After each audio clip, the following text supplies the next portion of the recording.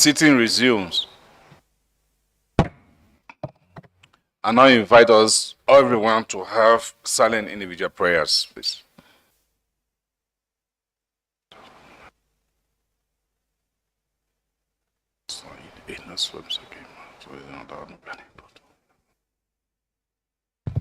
Amen. Amen. Secretary General, please proceed with the roll call of honorable members. Thank you, Mr. Speaker. Right Honorable Tunis Sidi Mohammed, Honorable Wase Ahmed Idris, Honorable Sani Malam Shaibu Bukari, Honorable Ibrahima Memunatu, Honorable Pinto Aja Satu Kamara, Honorable Abiente Dagomi Awaji Inombek, Honorable Abdul Aziz Ayaba Musa, Honorable Adamu Abdu, Honorable Adeyemi Smart, Honorable Edu Johnson Kwaku, Honorable Afenyo Markin Alexander Kwamina, Honorable Agbandao Kuno Nahu, Honorable Ahi Samson, Honorable Aka Hervé, Honorable Akwashiki Godia, Honorable Alime Kena Francis Asekame, Honorable Alipui Senanu Koku, Honorable Ameyao Chermi Kwasi, Honorable Asin Ene, Honorable Uyo Ibrahim Usman,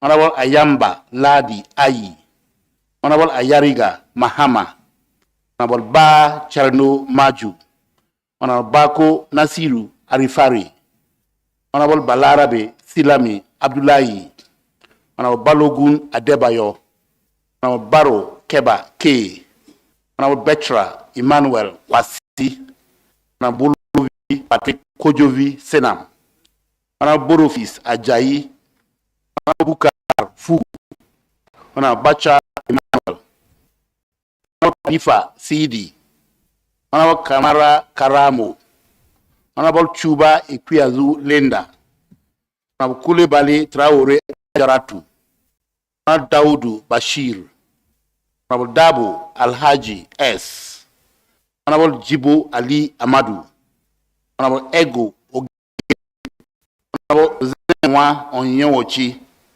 Honorable Fanny Musukura Chantal, Honorable Fernandez Alfredo Gabriela, Honorable Nasir Abdulwa, Honorable Bosho Maxwell Moni, Honorable Gobir Ibrahim, Honorable Idi Ango Usman, Honorable Indi Masiani, Honorable Isa Murtala, Honorable Isa Salifu, Honorable Isa Mayaki Ramatu, Honorable Jalo Samba, Honorable Kaipe Jonathan, Honorable Kamba Abdullahi Umar, Honorable Kola Wole Taiwo, Honorable Kone Nyagajomo, Honorable Kumwe Konan Rene, Honorable Manly Spain Ajibola, Honorable Masakwa Clarence Kotu Momolu, Honorable Medega Fagla Sedame Romarik, Honorable Ishelia Aruna,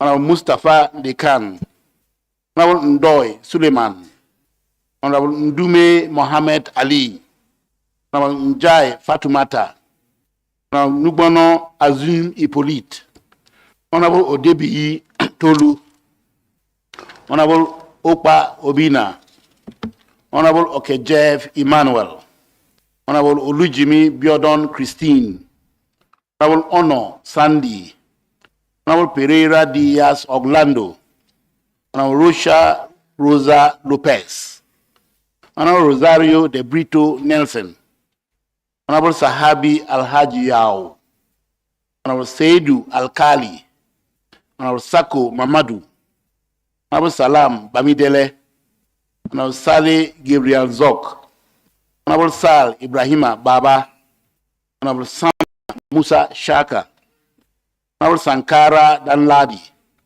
Honorable Santos Tabares Carlos Alberto Dos, Honorable Sa Wurai, Honorable Sise Veronica Kadi, Honorable Sanyong Aja Fata, Honorable Snow Jr. Edwin Melvin, Honorable Suarez da Costa Isa Filomena Pereira, Honorable Sekringbe Senu, Honorable Sila Adama, Honorable Teo Oluyemi Adewale, Honorable Tunkara Billy J, Honorable Umueji Michael, Honorable Vilan Abdullahi, Honorable Yusufu Abdurrahmani Bida Nuhum, Honorable Zago Stephen J.H.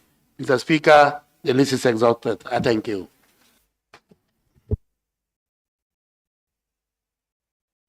Thank you very much.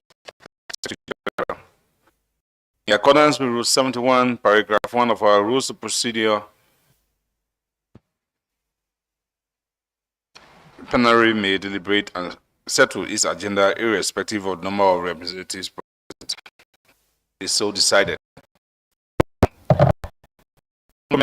Before we proceed, I wish to inform the Honorable House that our delegation from the ECOWAS Parliament left already for Dakar, Senegal, on the fact-finding mission on the situation regarding our colleague in the National Assembly of Senegal. We are in touch with them, and this afternoon they will have a press conference on the situation, on our position regarding the situation in Senegal. And as soon as we receive, or they return and we receive a report, this Parliament, we take the next step.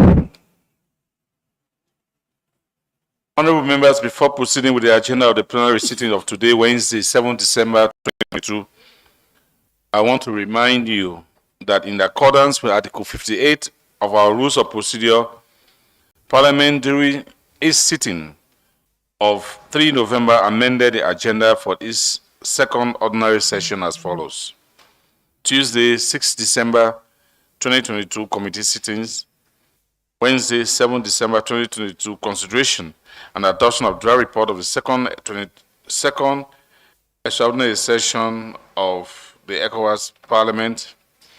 Consideration and adoption of the draft report of standing joint and Tuesday, 13th December to Wednesday, 14th December, symposium organized by ECOWAS Female Parliamentarians Association, ECOFEPA. Thursday, 15th December 2022, closing ceremony. From 16 to 17 December, excursions, and Sunday, 18 December 2022 shall be free. Having said that, honorable members, distinguished guests, we have two items on the agenda for the plenary sitting of today, Wednesday, 7 December 2022, which has consideration and adoption of the draft report of the second 2022 ordinary session of the ECOWAS Parliament, and consideration and adoption of the draft reports of standing joint and ad hoc committees and draft report of parliamentary fact-finding missions and oversight missions. So we start with the consideration and adoption of the draft report of the second 2022 second ordinary session held in Lomé. Honorable members, I believe we all have the documents. We already have the report.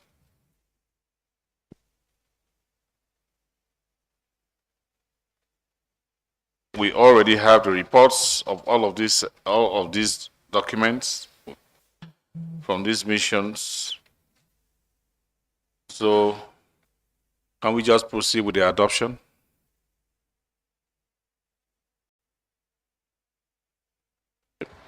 Thank you. Who? Say again. Yes, Dibo. Oui, Monsieur le Président, quand même, je crois qu'on va au moins mettre la forme aux choses. On ne va pas dire, vous l'avez lu, et ça y est, on va adopter, on tape le marteau. Il faut qu'on se dise qu'on soit tous au même niveau d'information. Attends, interpretation, I can't see here interpretation. I hear interpretation, English.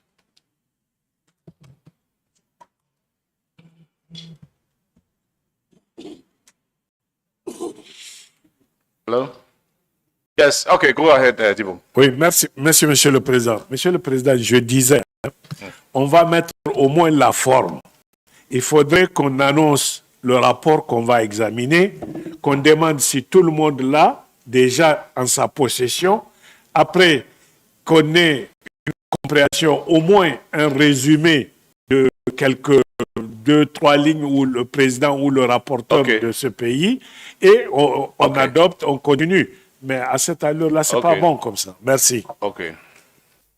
Okay. All right, honorable members. In that case, we'll start with consideration and adoption of the draft report standing honorable members in accordance with the provisions of Article 7, 40 and 41 of the Act related to the enhancement of the powers of the ECOWAS Parliament 2022 activity program. The Parliament carried out the following activities during the intersession: a parliamentary diplomacy mission to Conakry, Republic of Guinea from 24 to 26 October 2022, a parliamentary fact-finding mission in Lomé, Togo from 24 to 31 October 2022 to the following institutions: ECOWAS Project Preparation and Development Unit, Office of the ECOWAS Brancard Insurance Scheme, Regional Agency for Agriculture and Food, ARA. A parliamentary oversight mission to Freetown on the status of implementation of the National Early Warning and Response Mechanism Coordination Center of the Republic of Sierra Leone from 25 to 29 October 2022. A parliamentary oversight mission in Abuja, Republic of Nigeria, the ECOWAS Early Warning Directorate from 26 to 27 October. A parliamentary fact-finding mission to Bissau on the political situation and the status of preparation for the legislative elections in Guinea-Bissau from 8 to 12 November 2022, a meeting of the Public Accounts Committee held from 24 to 28 October 2022 in Accra, Ghana, parliamentary oversight mission to Monrovia on the status of the implementation of the National Early Warning and Response Coordination Center of Liberia, 25 to 29 October 2022. Honorable members, now we are going to proceed with the consideration and adoption of the draft reports of these parliamentary missions. Consideration and adoption of the draft report of the Parliamentary Diplomacy Mission to Conakry, Republic of Guinea. I invite the leader of the Parliamentary Diplomacy Mission to Conakry as well as the members of the mission to present the draft report of the mission to plenary. You know, I tell you, I was the leader of delegation. Is there any other member of that delegation? Veronica, I say you were a member of that delegation. You can just sit in your. You don't have to come up the way here. You just give us a summary, please. Just a summary.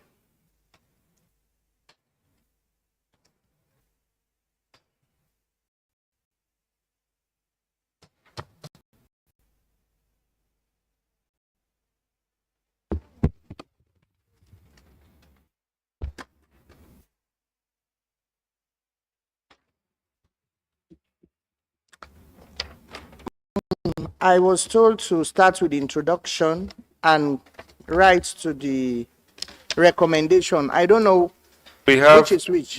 Please let us, you can do the introduction and the recommendation because the reports are too many.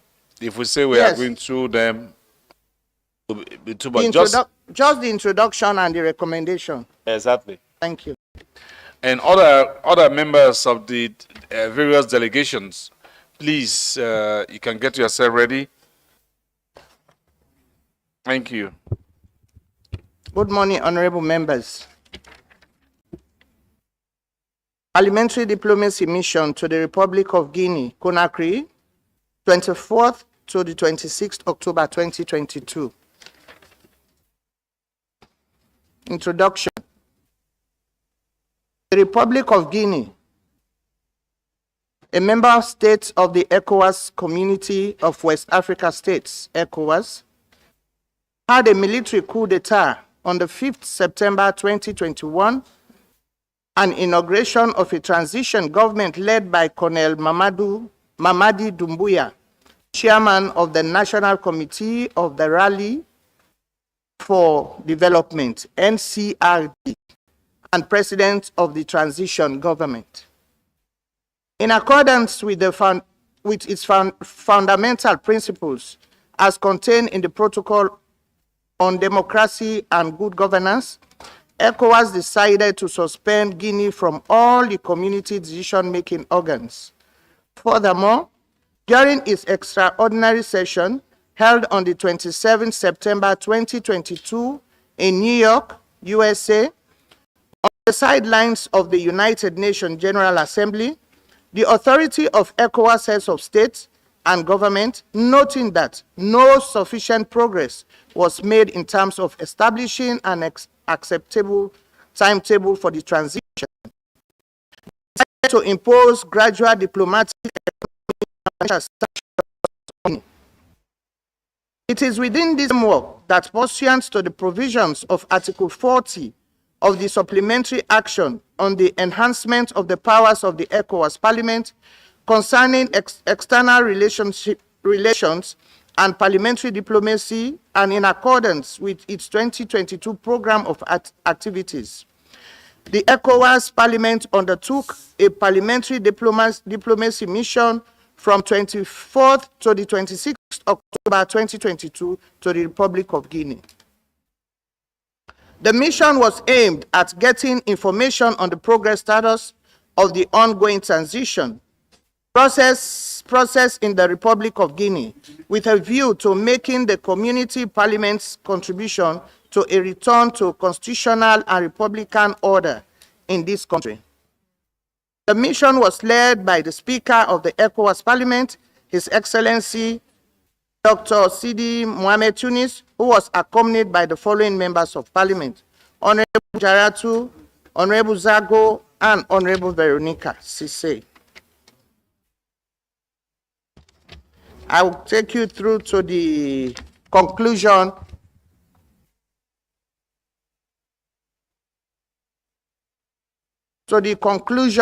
and recommendation of the mission.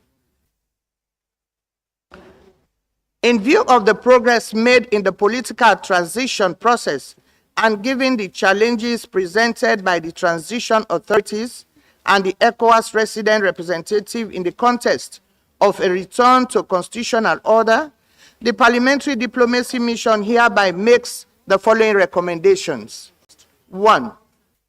To the transition authorities, heads of state, Prime Minister, members of the National Transition Council. A.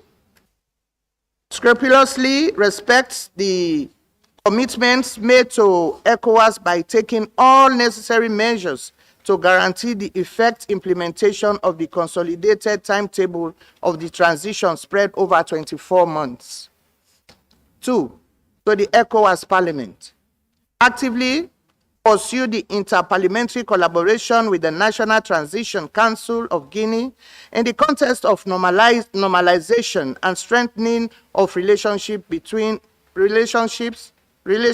between Guinea and countries and institutions of the community. B. Upon approval of the consolidated timetable of the transition and lifting of gradual sanctions at the diplomatic, economic, and financial levels of the authority of ECOWAS heads of states and government, a delegation of the National Transition Council shall be received at the seat of ECOWAS Parliament in Abuja, Federal Republic of Nigeria. C. To ECOWAS Commission, collaborate closely with the transition authorities of Guinea in order to prepare the practical implementation modalities, including the deadlines for implementation of the 10 points contained in the consolidated timetable of the transition spread over 24 months. To the authority of ECOWAS heads of state and government, approve the consolidated timetable of the transition spread over 24 months the next session of the Authority of ECOWAS Heads of State and Government, fixing the state date of this timetable in collaboration with the authorities of Guinea. Lift the gradual sanctions at the diplomatic, economic, and financial levels, and support the efforts of the transition authorities in the context of mobilization of necessary material, financial, and technical resources from technical and financial partners for the success of the transition.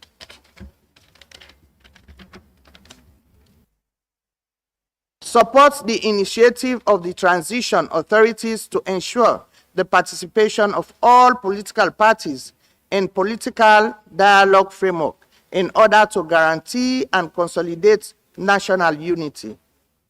To this end, organized under the auspices of the Authority of Heads of State and Government, a meeting of Guinea political leaders in another community member state with the aim of enabling all political actors to participate in the consultation and dialogue. Done in Conakry on the 26th October 2022. The leader of delegation, the Right Honorable Dr. Sidi Tunis, and the rapporteur, Honorable Veronica Kadisisi, my very self. Thank you very much. Thank you very much, Honorable members. The floor is open. Those who wish to comment, please. Speaker, I have a point of observation. Yes, go ahead.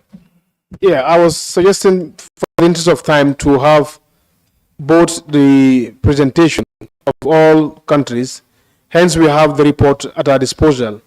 One can follow and peruse through, and have the general question and answers later. Thank you. Yeah, that makes sense. Yeah.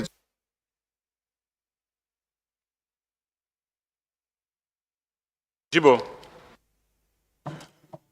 Merci, Monsieur le Président. Monsieur le Président, vous voyez bien l'intérêt de cette lecture parce qu'elle nous permet vraiment de recadrer les choses. Là, premièrement, je veux déjà vous dire, en ce qui concerne les recommandations, nous avons les recommandations à l'endroit du Parlement de la CEDEAO, à l'endroit de la Commission elle-même et à l'endroit de la conférence des chefs d'État. Si je m'arrête à ce niveau, je sais que nous pouvons dialoguer avec la Commission et envoyer des recommandations à la Commission pour exécution. Mais à la conférence des chefs d'État, est-ce que nous, on n'est pas en train de mettre de l'eau dans un panier? Par quel canal nous nous adressons à la conférence des chefs d'État? Notre organe de transmission, c'est la Commission. Est-ce que, après, y a-t-il une lettre que vous faites du Parlement au président de la Commission en lui disant voilà ce que nous suggérons à la conférence des chefs d'État pour la prochaine fois? De telle sorte que, là, par exemple, je prends l'exemple de ce que nous disons à l'endroit de la conférence des chefs d'État. Regardez tout ce que nous avons dit. Pour que ça ait un effet, il faut forcément que les chefs d'État prennent connaissance. Deuxièmement, au point C de ce qu'on a dit, à la page 8, soutenir l'initiative des autorités de la transition visant à assurer la participation de tous les partis politiques au cadre de dialogue politique en vue de garantir et consolider l'unité nationale. Vous vous rappelez que c'est la Commission qui est au devant de tout ce qui concerne les élections dans nos pays et les problèmes pour les aplanir. May I just come in, please? Honourable Speaker. Yeah, we already have a suggestion. Exactly. That will listen to the reports and then we can come in, because what the suggestions you are making right now, they are very, very important, but I don't want to miss it. I don't want to miss any one of them. So I would suggest, Honorable Jibo, you just will hold on. Let us hear the other reports. It is possible that you may even want to comment on the other reports again, because like the suggestion about relationship with the heads of states, with the commission, I think those are very, very important issues that we are bringing up. So, but I would suggest we wait until we hear the other reports, please. Donc, vous voulez dire, Monsieur le Président, que la proposition là est adoptée, parce qu'on ne l'avait pas adoptée. Donc, si c'est adopté, effectivement, je vous fais droit. Oui.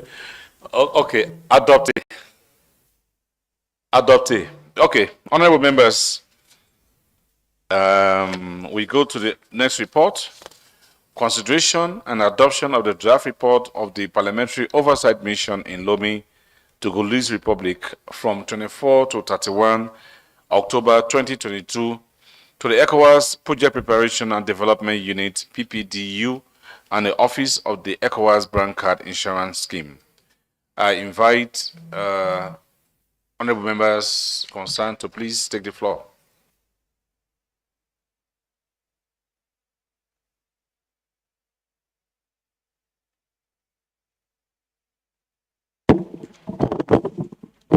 Yeah, why?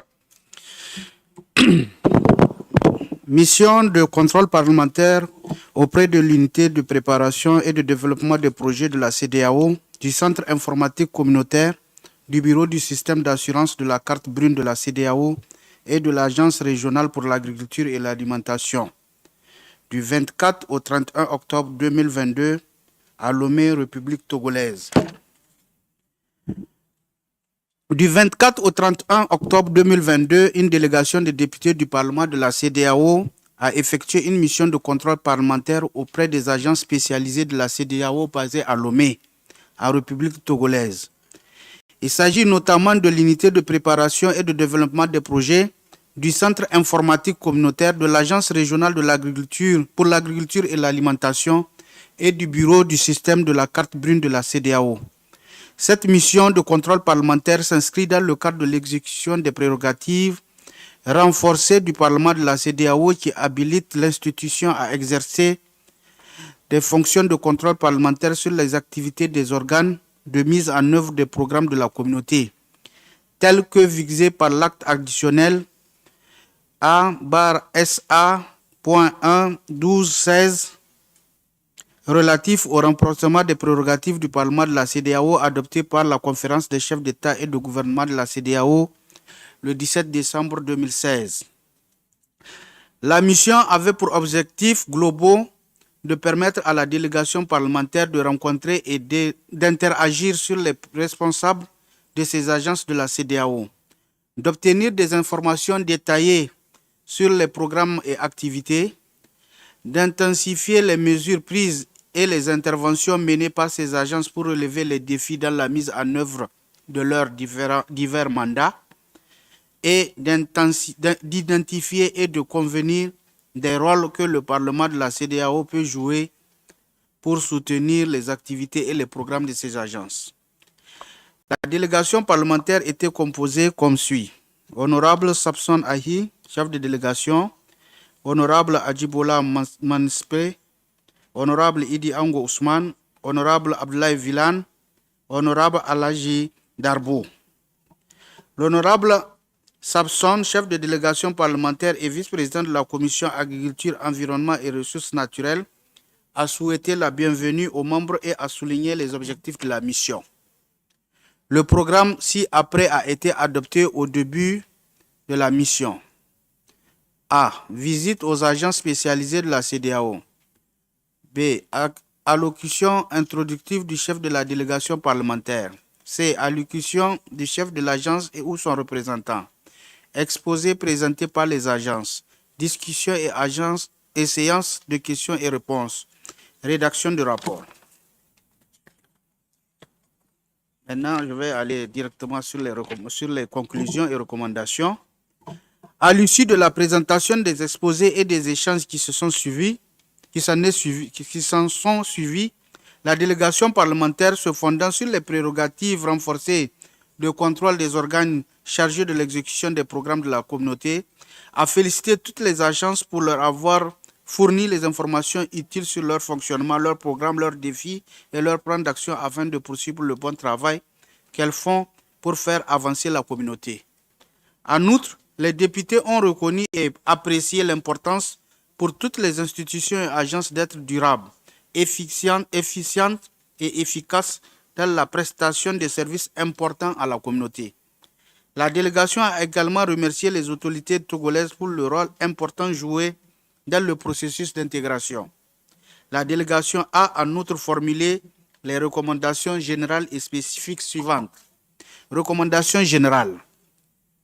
La Commission et le Parlement de la CEDEAO devraient s'assurer que les opportunités de financement des donateurs sont couvertes à l'ARA, à la PPDU et au CIC afin que les agences disposent de plusieurs sources de financement pour exécuter leur mandat tout en tenant compte de la nature particulière des institutions et agences de la région. La Commission et le Parlement de la CEDEAO devraient s'assurer qu'au moment de l'élaboration du budget de la communauté au niveau du comité de l'administration et des finances et qu'au moment de l'examen du budget de la communauté au niveau du Parlement et du Conseil des ministres, la PPDU, l'ARA et le CIC reçoivent des fonds suffisants pour couvrir le coût de leur opération. La Commission de la CEDEAO, le Parlement de la CEDEAO et les parlements nationaux des États membres devraient assurer le paiement à la bonne date des produits du prélèvement communautaire afin de permettre une répartition équitable des fonds entre les institutions et agences de la communauté pour s'acquitter de leur mandat. La Commission de la CEDEAO, le Parlement de la CEDEAO et les parlements nationaux devraient plaider pour la facilitation aisée du transit des stocks de réserves alimentaires vers les pays qui en ont le plus besoin et pour que les pays accordent la priorité à la reconstitution des stocks de réserves alimentaires. La Commission de la CEDEAO, en collaboration avec le Parlement de la CEDEAO, devrait veiller à ce que les mesures soient mises en place pour l'application des sections en cas de violation des dispositions du système de la carte brune de la CEDEAO. La Commission et le Parlement de la CEDEAO devraient donner une nouvelle impulsion au système de la carte brune de la CEDEAO. Les différentes parties prenantes devront être incitées à prendre les mesures nécessaires pour garantir que le système fonctionne dans l'intérêt de la communauté. La Commission de la CEDEAO, en collaboration avec le Parlement de la CEDEAO et les parlements nationaux, devrait veiller à ce que les automobilistes respectent la réglementation, notamment la détention de la carte brune valide. La Commission de la CEDEAO, le Parlement de la CEDEAO et les parlements nationaux des États membres devraient s'assurer que les services de douane, en plus d'assurer le paiement des taxes par les importateurs et les exportateurs, vérifient également les cartes brunes de la CEDEAO pour les véhicules entrant ou sortant des États membres. La Commission de la CEDEAO, le Parlement de la CEDEAO et les parlements nationaux devraient assurer une administration, une supervision, une réglementation, un suivi et un contrôle efficace de l'activité d'assurance afin de protéger les assurés et les secteurs de l'assurance, de veiller à ce que les compagnies d'assurance opérant dans la sous-région soient financièrement viables et honorent leurs obligations envers les assurés et d'établir un marché de l'assurance efficace, équitable, sûr et stable, qui favorise une concurrence saine et la croissance dans l'intérêt des assurés et des assureurs de la région.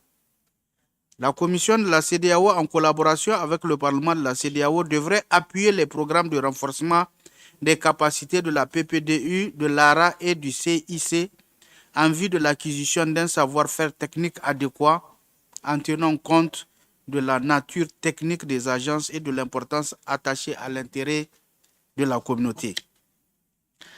La Commission de la CEDEAO, le Parlement de la CEDEAO et les parlements nationaux et les États membres devraient appuyer le Fonds pour le développement et le financement des secteurs du transport et de l'énergie de la CEDEAO. Recommandations spécifiques à l'intention du Parlement de la CEDEAO. Aider à la mobilisation des ressources qui auront un impact sur les projets et programmes dans les États membres. Se faire représenter au Conseil exécutif du système de la carte brune de la CEDEAO par la Commission permanente compétente. Souscrire au système de la carte brune de la CEDEAO. S'associer à l'ARA sur ses activités et programmes afin d'intervenir si nécessaire. À l'intention de la Commission de la CEDEAO, la Commission de la CEDEAO devrait résoudre dès que possible les problèmes de sous-effectifs qui affectent la PPDU, l'ARA et le CIC afin d'améliorer leur performance dans l'intérêt de la communauté. La commission de la CEDEAO devrait participer plus activement au système de la carte brune et créer une ligne budgétaire en appui au budget du secrétariat permanent de la carte brune. La commission de la CEDEAO devrait assurer le paiement des contributions budgétaires au conseil du bureau régional et des bureaux nationaux du système de la carte brune de la CEDEAO. La commission de la CEDEAO devrait assurer l'uniformité sur la question des rapports médicaux de la police et d'enquête du système de la carte brune de la CEDEAO. La commission de la CEDEAO devrait assurer une participation plus active aux réunions du conseil du système de la carte brune de la CEDEAO en vue d'assurer la conformité au système. La commission de la CEDEAO devrait renforcer le budget de la PPDU afin d'accélérer l'exécution des projets en suspens qui sont très importants pour la communauté. La commission de la CEDEAO devrait renforcer les ressources du CIC à Lomé pour permettre au centre de répondre efficacement aux attentes des besoins antiques dans la région dans l'intérêt de la communauté. La commission de la CEDEAO devrait prendre des mesures pour doter le CIC d'un cadre administratif organisé pour exécuter son mandat. Pour conclure, le chef de la délégation a exprimé sa sincère gratitude au gouvernement et au peuple togolais pour leur accueil chaleureux et leur coopération tout au long de la mission. Il a remercié les membres de la délégation pour leur coopération, leur engagement et leur soutien dans l'organisation de la mission et son succès. Le chef de la délégation a également remercié les membres du personnel pour leur plein engagement et leur soutien pour assurer le succès de la mission. Fait le 27 octobre 2022 à Lomé au Togo. Je vous remercie.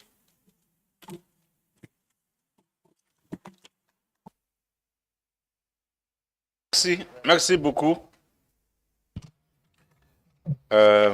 Honorable members, the next report is the consideration and adoption of the draft report of the Parliamentary Oversight Mission to Freetown on the status of the implementation of the National Early Warning and Response Mechanism Coordination Center of the Republic of Sierra Leone from 25 to 29 October 2022. The floor is yours.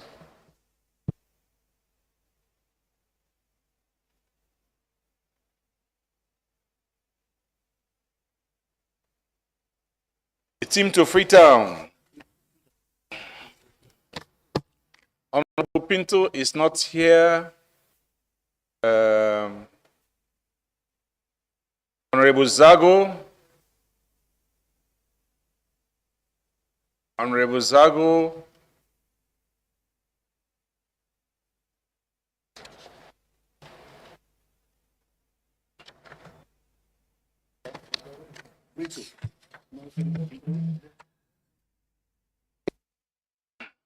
Indy Marciano is here. Asiani? Yes. Okay. So okay. Please. Rapport. You have rapport? How do you say in Portuguese? You have the report. Latori report. Rapport. Marciani, you have?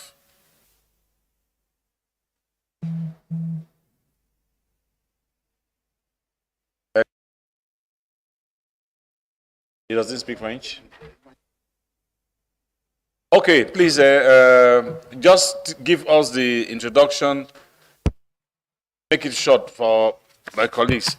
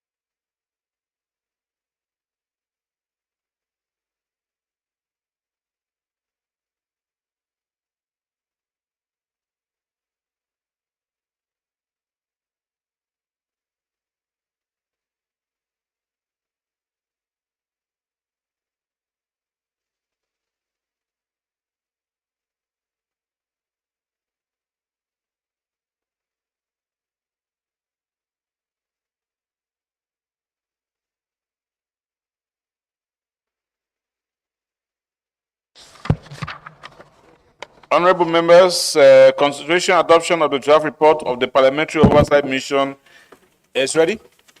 Okay, go ahead. Muito obrigado. Com a permissão do presidente do Parlamento de CDAO, eu vou iniciar a leitura do nosso relatório. Introdução. Em consonância com o disposto na linha C do artigo 7º do ato adicional. Interpreters. Please, interpreters, please.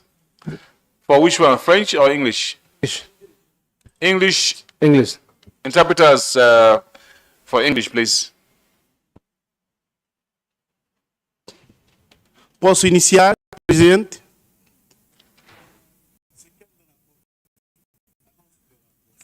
O relatório é a nossa missão em Sierra Leone. It's not okay yet. Okay, go ahead. Go ahead. Yeah. Go ahead. Posso iniciar? Muito obrigado.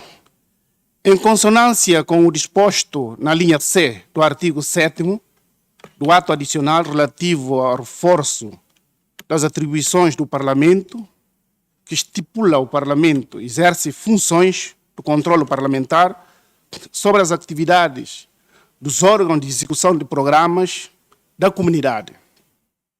O Parlamento da CDAO constituiu delegações de seus membros e de seu pessoal funcionários para visitar órgãos de implementação de programas da comunidade.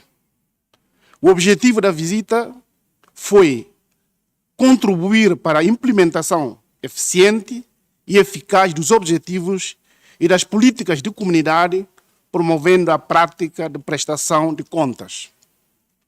Este relatório é um resumo de atividades da delegação que visitou o Centro Nacional de Coordenação de Mecanismo de Alerta e de Resposta Rápida da República de Sierra Leone para determinar o estado de implementação de estabelecimento de escritórios nacionais de Sistema de Alerta Rápida da CDAO em Estados-membros. Ponto número 5. O objetivo primordial da CDAO é assegurar a integração econômica monetária.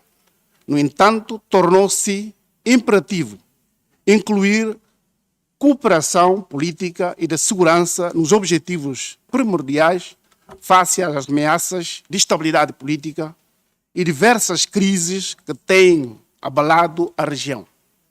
Ponto número 6.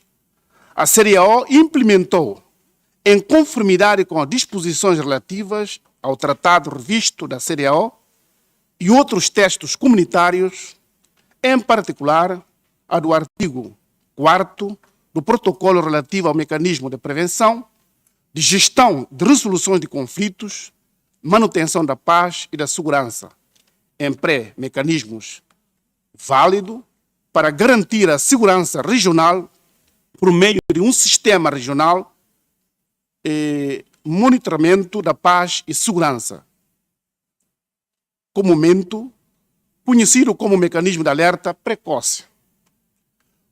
Ponto número 7.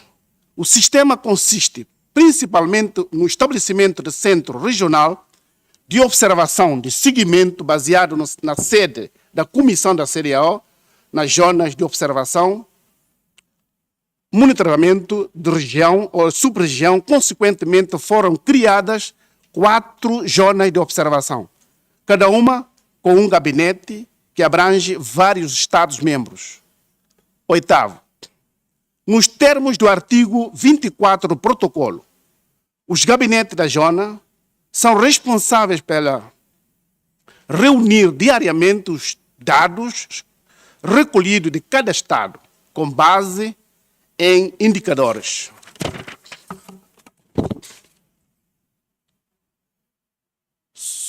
Subsistências de afetar a paz e a segurança da zona da sub-região. Para o efeito de gabinetes de zonas, reúne os dados coletados e elaboram um relatório que enviam ao Centro Regional de Observação e de Seguimento para a Comissão da CDAO.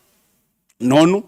Na sequência de uma avaliação deste mecanismo realizada em 2013, a CDAO decidiu reestruturar o mecanismo de alerta prévio, desconcentrando-o a nível nacional, para garantir uma implementação rápida e uma melhor coordenação de resposta às ameaças de crise. Décimo, assim foi criado um Centro Nacional de Cooperação, ou de Coordenação, queria dizer, de mecanismo de alerta e de resposta rápida em cada Estado-membro. O mandato destes centros em cada Estado-membro consiste principalmente em: primeiro, alerta os governos sobre possíveis ameaças de crise. Segundo, recomendar respostas apropriadas para ameaças identificadas. Terceiro, identificar estruturas de resposta, tanto a nível do Estado, da sociedade civil, das comunidades, assim como dos parceiros. Quarto, último, facilitar, coordenar seguintes implementação de atividades ou ações relativas a respostas às ameaças. Décimo primeiro, o resultado esperado deste novo mecanismo é essencialmente de melhorar a detenção de ameaças emergentes através de descentralização do mecanismo a nível de cada Estado-membro. Reforçar a pertinência da análise e das recomendações. Promover uma resposta rápida e eficaz às ameaças. 12º, a lista da delegação encontra-se anexo a este relatório. 13º, a delegação foi chefiada pela ilustre Aya Satu Camará Pinto, quarta vice-presidente do Parlamento da CDAO. 14º, a delegação foi encerrada de visitar, aliás, a delegação foi encarregada de visitar 2 centros situados em 2 países. Nesse sentido, foi adotado um programa de trabalho para permitir que a comitê de atingir o seu objetivo dentro do prazo estipulado.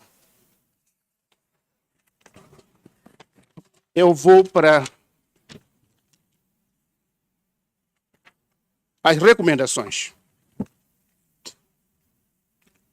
Conclusão e recomendação. Condução.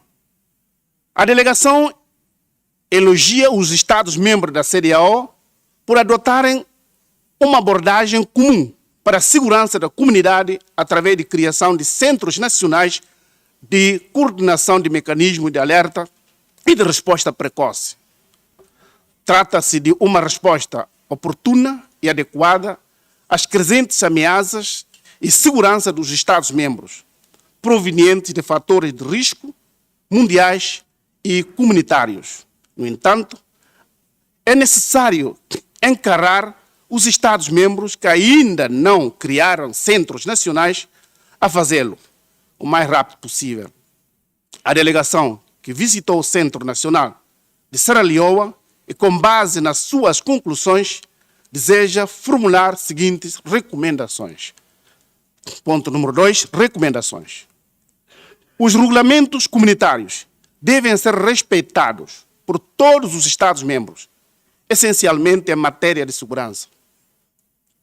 Segundo, uma dotação orçamental adequada deve ser feita urgentemente pela CDAO para o bom funcionamento dos Centros Nacionais de Cooperação de Mecanismo de Alerta e de Resposta Rápida. A previsão deve incluir o salário de pessoal essencial, o equipamento de vigilância, formação e subsídios de missão e outras despesas acessórias para o bem funcionamento dos centros. Os Centros de Coordenação Nacional de Mecanismo de Alerta e de Resposta Precoce devem, da mesma forma, estar em rede com eles próprios e os seus respectivos centros regionais de cooperação ou de coordenação a ser obrigados a fazer periodicamente relatórios. Quinto, o ilustre presidente e o seu gabinete devem, com urgência, apresentar a resolução sobre o Centro de Coordenação de Mecanismo Nacional de Alerta e de Resposta Precoce ao presidente da Comissão da CDAO para posterior transmissão à autoridade. Quinto, a Comissão para Assuntos Políticos, Paz e Segurança foi convidado a explicar os atrasos de funcionamento de centros nacionais de cooperação de mecanismo de alerta e de resposta rápida às estratégias que visam garantir que todos os Estados-membros realizem, respectivamente, a sua implementação. A ilustre Aya Satu Camara Pinto, chefe da delegação, reconhece e elogia os membros da delegação pela abnegação ou pela abnegado serviço prestado pela missão de supervisão. Terminando assim a apresentação deste relatório, eu gostaria de anunciar o nome dos membros da delegação. Primeiro, Aya Satu Camara, quarta vice-presidente, que chefia a delegação. Segundo, ilustre Keba Boaró, da Gâmbia. Ilustre Stempen Jargo, da Libéria. Ilustre Nelson Rosário de Brito, Cabo Verde. Ilustre Marciano Indi, da Guiné-Bissau. Muito obrigado, presidente. Thank you very much. Thank you, Marciani. Consideration and adoption of the report of the Parliamentary Oversight Mission in Abuja, Republic of Nigeria, to the ECOWAS Early Warning Directorate from 26 to 27 October 2022. Honorable Fu. Então, tens caneta. Quantas perguntas tenho? Fu.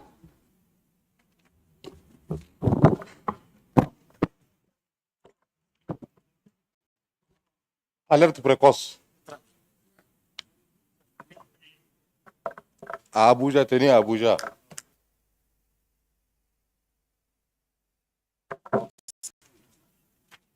Merci, Monsieur le Président. Mission parlementaire de contrôle auprès de la direction du mécanisme d'alerte précoce de la CEDEAO. Introduction. Du 26 au 27 octobre 2022 a eu lieu une mission de contrôle parlementaire auprès de la direction de l'alerte précoce de la commission de la CEDEAO basée à Abuja.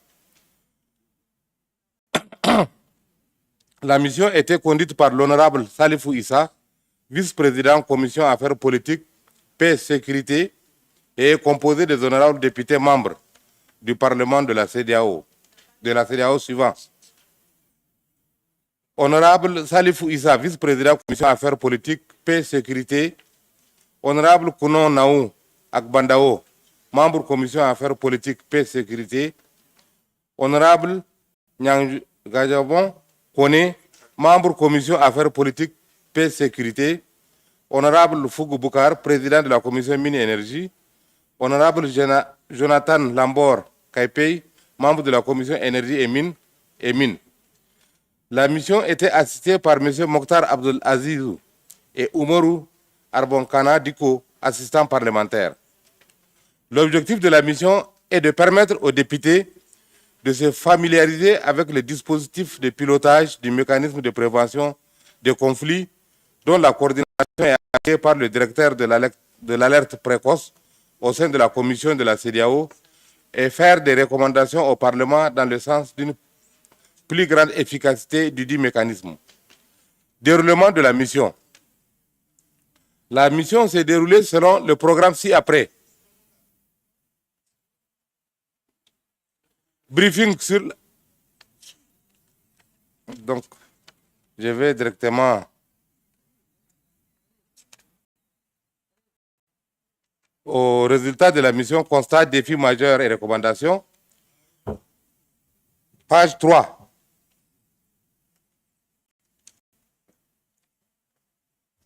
Au terme de la mission, les députés ont fait un certain nombre de constats, identifié les défis majeurs et formulé des recommandations. A. Constat. Les membres de la mission ont retenu que le mécanisme d'alerte précoce de la CEDEAO est pertinent dans sa conception, sa vision et ses objectifs.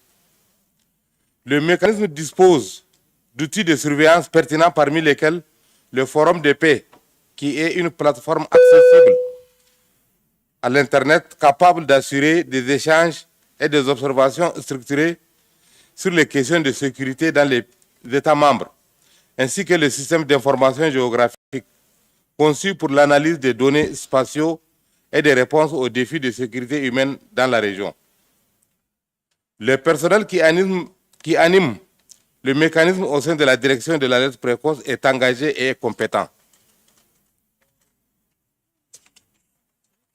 La direction de l'alerte précoce dispose de partenaires fiables dont la contribution à l'atteinte des objectifs du mécanisme est à saluer. Il s'agit principalement de l'Union européenne, de l'USAID et du GIZ. B. Défis majeurs.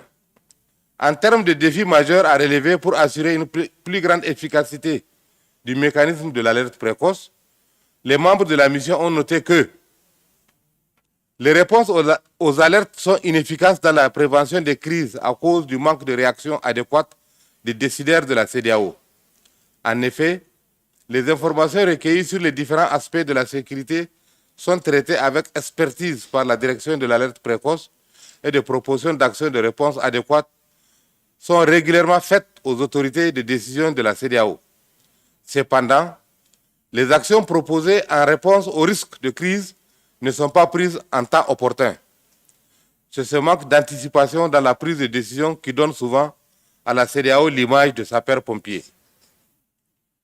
Les efforts des États membres sont insuffisants pour assurer un fonctionnement efficace des centres nationaux de coordination de l'alerte précoce et de réponse. En effet, la restructuration du mécanisme d'alerte précoce ayant abouti à sa domestication, il appartient aux États de doter les centres nationaux des cadres juridiques et des moyens financiers et matériels nécessaires à leur pleine opérationnalité.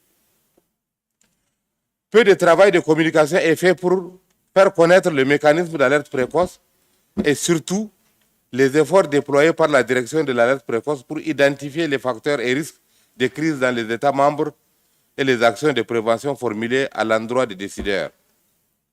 Cette lacune dans la communication prive la direction de sa visibilité et donne l'impression d'une CEDEAO amorphe dans la prévention des crises multiformes qui secouent la région. Ces recommandations. Au regard des constats et des défis identifiés, les membres de la mission formulent les recommandations suivantes. Au Conseil des ministres, au Conseil de médiation et de sécurité à la conférence et à la conférence des chefs d'État et de gouvernement. Revoir le mécanisme de traitement des alertes et surtout des réponses au niveau de la CEDEAO afin de rendre la réaction rapide et adéquate et prévenir plus efficacement les crises dans les États membres. Inclure le Parlement dans le processus de gestion du mécanisme de l'alerte précoce et des réponses conformément à l'esprit des dispositions de l'article 41 de l'acte additionnel relatif au renforcement des prérogatives du Parlement de la CEDEAO, impliquant le Parlement dans la résolution des conflits. Transformer la direction de l'alerte précoce du statut de simple direction au sein de la Commission de la CEDEAO en centre régional autonome, afin de permettre des réponses plus rapides et adéquates dans le cadre de la prévention des crises. À la Commission de la CEDEAO, concentrer les efforts sur la sécurité régionale au regard des menaces de plus en plus graves qui pèsent sur les États membres du fait de l'accroissement du terrorisme, du crime transfrontalier et du banditisme. Renforcer les capacités des centres nationaux de coordination à l'alerte précoce et des réponses en expertise, ressources humaines et financières afin de les rendre plus opérationnels. Renforcer les capacités de la direction de l'alerte précoce de la Commission de la CEDEAO, notamment en termes de personnel et de ressources financières. Doter la direction de l'alerte précoce d'un système de communication sur ses activités afin de mieux soigner l'image de la CEDEAO dans le cadre de la prévention des crises. Au Parlement de la CEDEAO et à la Commission de la CEDEAO. Instaurer un mécanisme permanent de partage d'informations entre le Parlement de la CEDEAO et la direction de l'alerte précoce de la CEDEAO afin de permettre aux députés communicateurs de contribuer à la vulgarisation du mécanisme de l'alerte précoce, des activités de l'alerte précoce et à la prévention des crises. À cet égard, il doit être planifié une réunion entre la direction de l'alerte précoce et les membres de la commission permanente du Parlement en charge des questions de paix et de sécurité entre les deux sessions ordinaires annuelles du Parlement. La dite commission permanente du Parlement fera restitution de ces réunions aux plénières afin de permettre aux députés communautaires d'être régulièrement informés des menaces et enjeux sécuritaires dans la région ouest-africaine et de contribuer à une réaction rapide et adéquate pour juguler les crises dans les États membres. Organiser dans les meilleurs délais un atelier d'appropriation du mécanisme de la CEDEAO d'alerte précoce à l'intention des députés du Parlement de la CEDEAO. Cet atelier pourra être organisé en marge de la première session ordinaire du Parlement pour l'année 2023. Abuja, le 27 novembre 2022, les membres de la Commission, le vice-président de la Commission des affaires politiques, paix et sécurité, Honorable Salifou Issa. Merci. Thank you. Thank you very much. Merci beaucoup. Constitution and adoption of the draft report of the Parliamentary Fact-Finding Mission to Bissau on the political situation and the status of preparation for the legislative elections in Guinea-Bissau from 8 to 12 November 2022. English, right? Okay, why is it? The report, can you get the report available to the interpreters, please? Okay, then, Orlando, go ahead. Ok, obrigado. Vou ter que começar de novo. Relatório de missão. Missão de informação parlamentar sobre a situação política e o estado de preparação das eleições legislativas na Guiné-Bissau de 8 a 12 de novembro de 2022. Interpreters. Introdução. Durante a primeira sessão ordinária do Parlamento da CEDEAO, realizada de 9 de junho a 2 de julho de 2022 em Abuja, a apresentação do Relatório Nacional da Guiné-Bissau destacou os seguintes factos. A 1º de fevereiro de 2022, um grupo armado atacou o Palácio do Governo, onde decorria o Conselho de Ministros, presidido pelo Presidente da República, matando cerca de 10 pessoas, entre militares, paramilitares e civis. A 16 de maio de 2022, o Presidente da República decidiu dissolver a Assembleia Nacional Popular na sequência de vários meses de crise devido a divergências políticas persistentes, mas também devido à arquitetura institucional que prevê um regime semipresidencialista e que vem criando inúmeros pontos de divergência e de tensão entre os diferentes órgãos.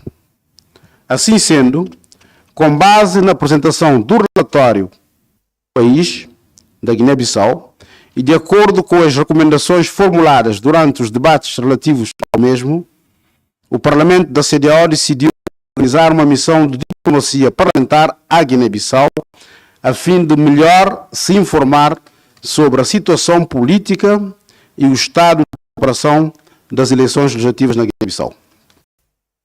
O objetivo geral da missão parlamentar foi, pois, de recolher junto das autoridades políticas e parlamentares da Guiné-Bissau toda a informação útil e necessária que permita ao Parlamento uma boa compreensão do dossiê. Nos termos da decisão da plenária, a missão de informação decorreu em Bissau, Guiné-Bissau, de 8 a 12 de novembro de 2022.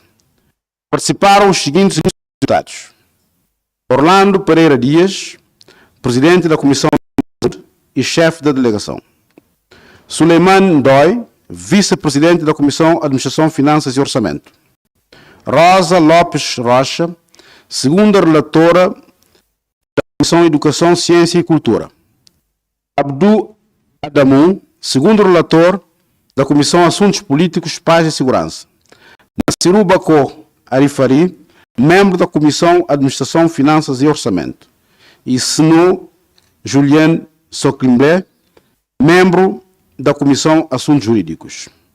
A delegação foi assistida pelos senhores Ezequiel Frangler, chefe do protocolo do Parlamento, Mukhtar Abdul Azizou, assistente das comissões parlamentares.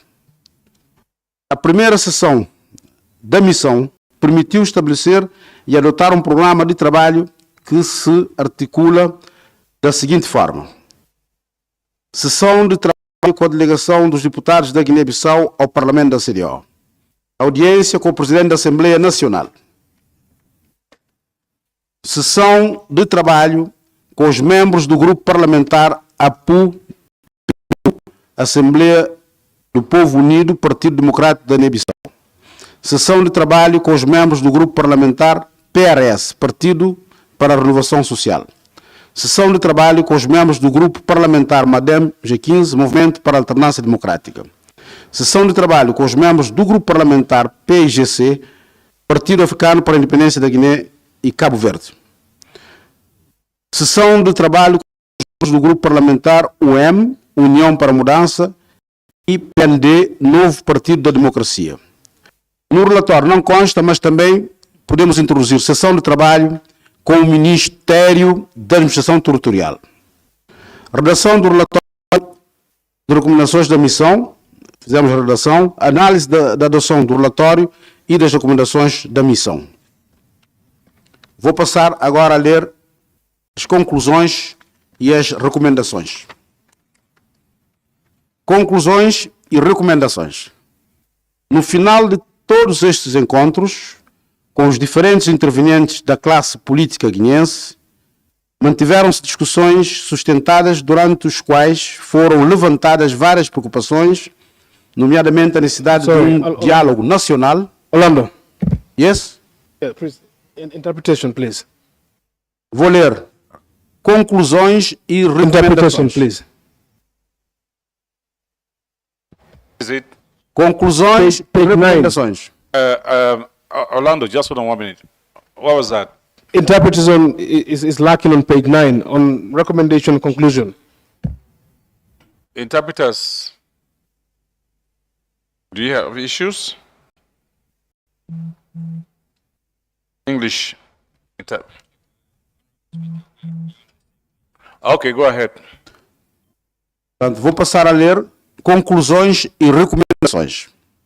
No final de todos esses encontros, com os diferentes intervenientes da classe política guineense, mantiveram-se discussões sustentadas, durante os quais foram levantadas várias preocupações, nomeadamente a necessidade de um diálogo nacional sob a supervisão da CDO, a fim de encontrar soluções para sair da crise duradoura, justa e aceitável.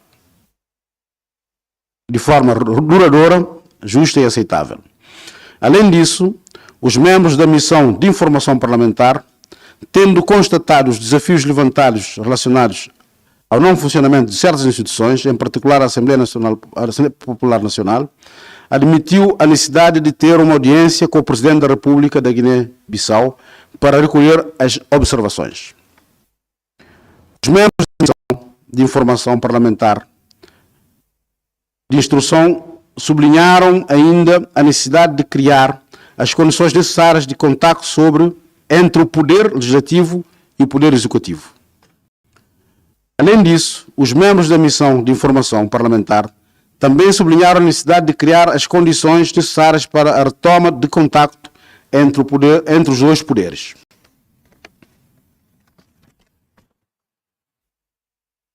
A este respeito, a missão faz as seguintes recomendações ao Parlamento da CDAO. Organizar uma missão de alto nível junto ao Presidente da República da Guiné-Bissau para criar condições favoráveis à organização de um diálogo político nacional inclusivo. Trabalhar e se envolver no estabelecimento de um diálogo político nacional inclusivo entre os atores políticos de desanuviar tensões e prevenir crises. Assegurar que os vários atores políticos cheguem a um acordo sobre a questão da Comissão Nacional de Eleições para num processo eleitoral pacífico e inclusivo, a fim de evitar, para realizar um processo eleitoral pacífico e inclusivo, a fim de evitar possíveis conflitos. Usar toda a sua diplomacia para facilitar a mediação e a conciliação entre os vários protagonistas, se necessário. Organizar uma missão exploratória para avaliar o estado dos preparativos e as condições nas quais as eleições legislativas deverão ocorrer. Estar mais envolvido na supervisão das referidas eleições e garantir que a agitação sociopolítica seja evitada no futuro. Envolver, se necessário, a Conferência dos Chefes de Estado e de Governo da CDO para um melhor sucesso do processo eleitoral com vista a eleições livres, transparentes e pacíficas. Portanto, feita em Abuja, 5 de dezembro de 2022, o relatório já foi lido. Muito obrigado. Thank you. Thank you very much. Ghana, consideration and adoption of the report of the meeting of the Public Accounts Committee held from 24 to 28 October 2022 in Accra, Ghana. Honorable Carlos. Presidente, portanto, vou ler o relatório da primeira reunião da cidade de Accra, no Ghana. Portanto, vou ler a introdução e depois passar para as recomendações. De acordo com o programa, se apropriar da input adicional do Parlamento de Auditoria da Comunidade Municipal, o funcionamento de um Comitê de Contas Públicas num Parlamento. Ilustre Fanny Chantal, ilustre Mamadou Saka, ilustre Michael Yumeji e eu mesmo, ilustre Carlos Alberto dos Santos. Além disso, participaram também os seguintes membros da Comissão Permanente do Parlamento da CDO, que consta, portanto, no relatório. A reunião foi presidida pelo ilustre Bida, presidente da Comissão de Contas Públicas, e assistido pelo ilustre Mamadou Saka, primeiro relator da Comissão. Também estiveram presentes a administração do Parlamento da CDO e um perito do Centro Africano para Assuntos Parlamentares em Accra, Ghana. O relatório resume as apresentações e as deliberações da reunião, destaca os pontos-chave e apresenta algumas recomendações com base nos vários debates.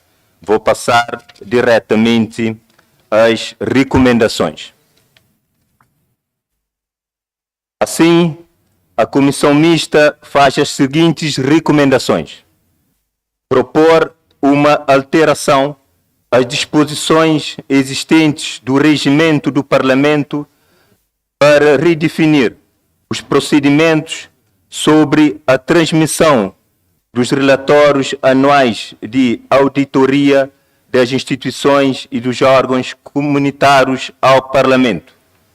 O Parlamento deve recrutar peritos qualificados e experientes que ajudam a Comissão de Contas Públicas a formular procedimentos praticáveis sobre como analisar os relatórios anuais de auditoria das instituições e agências da CDAO. Monsieur le Président, entre le traducteur et le lecteur, il y a un problème. On ne suit pas de telle sorte qu'on ne sait pas. On prend un bout chez le monsieur, un bout. Il faut qu'il aille doucement peut-être pour que le traducteur puisse le faire. Interpretation. Interpreters, please. Page 7. Il est à la page 7, paragraphe 2. Interpreters, please, can you... Page 7.22. Point 23. Interpreters. Okay? The French. English is fine. What about the French? French people, are they okay? C'est bon? All right, go ahead. Portanto, vou repetir de novo. O Parlamento deve recrutar peritos qualificados e experientes que ajudem a Comissão de Contas Públicas a formular procedimentos praticáveis sobre como analisar os relatórios anuais de auditoria das instituições e agências da CDO. Propor uma alteração às disposições existentes do ato adicional para reforçar ainda mais os poderes do Parlamento no domínio da aprovação obrigatória sobre o orçamento comunitário e relatórios anuais de auditoria das instituições e órgãos comunitários. O senhor Presidente do Parlamento da CDO deve dirigir uma carta ao Presidente da Comissão e ao Auditor-Geral das instituições da CDO para lhes recordar as disposições dos artigos 9 e 11 e a necessidade de proceder à transmissão da auditoria comunitária, aos relatórios da auditoria comunitária ao Parlamento dentro dos prazos exigidos. Realizar reuniões regulares para analisar questões relacionadas com os relatórios anuais de auditoria das instituições e agências comunitárias. Reforçar o acesso dos parlamentares à pesquisa e à informação, fornecendo centros como bibliotecas bem equipadas e centros físicos e de pesquisa eletrônica com bons recursos.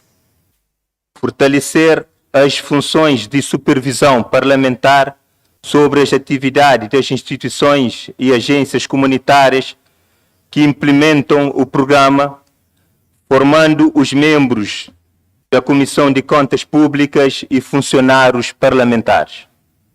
O orçamento deve permitir que uma Comissão de Contas Públicas cubra o seu pessoal e outros custos operacionais, formação e custos de capacitação, bem como os custos associados a audiências, publicação de seus relatórios e contratação de consultoria especializada externa, quando necessário. E, por fim, a realização da eleição direta dos membros do Parlamento da CDO por sufrágio universal direto é necessário para um Parlamento ativo e, em particular, para a Comissão de Contas Públicas. Tanto fim da leitura do relatório. Obrigado. Thank you very much, Honorable Carlos.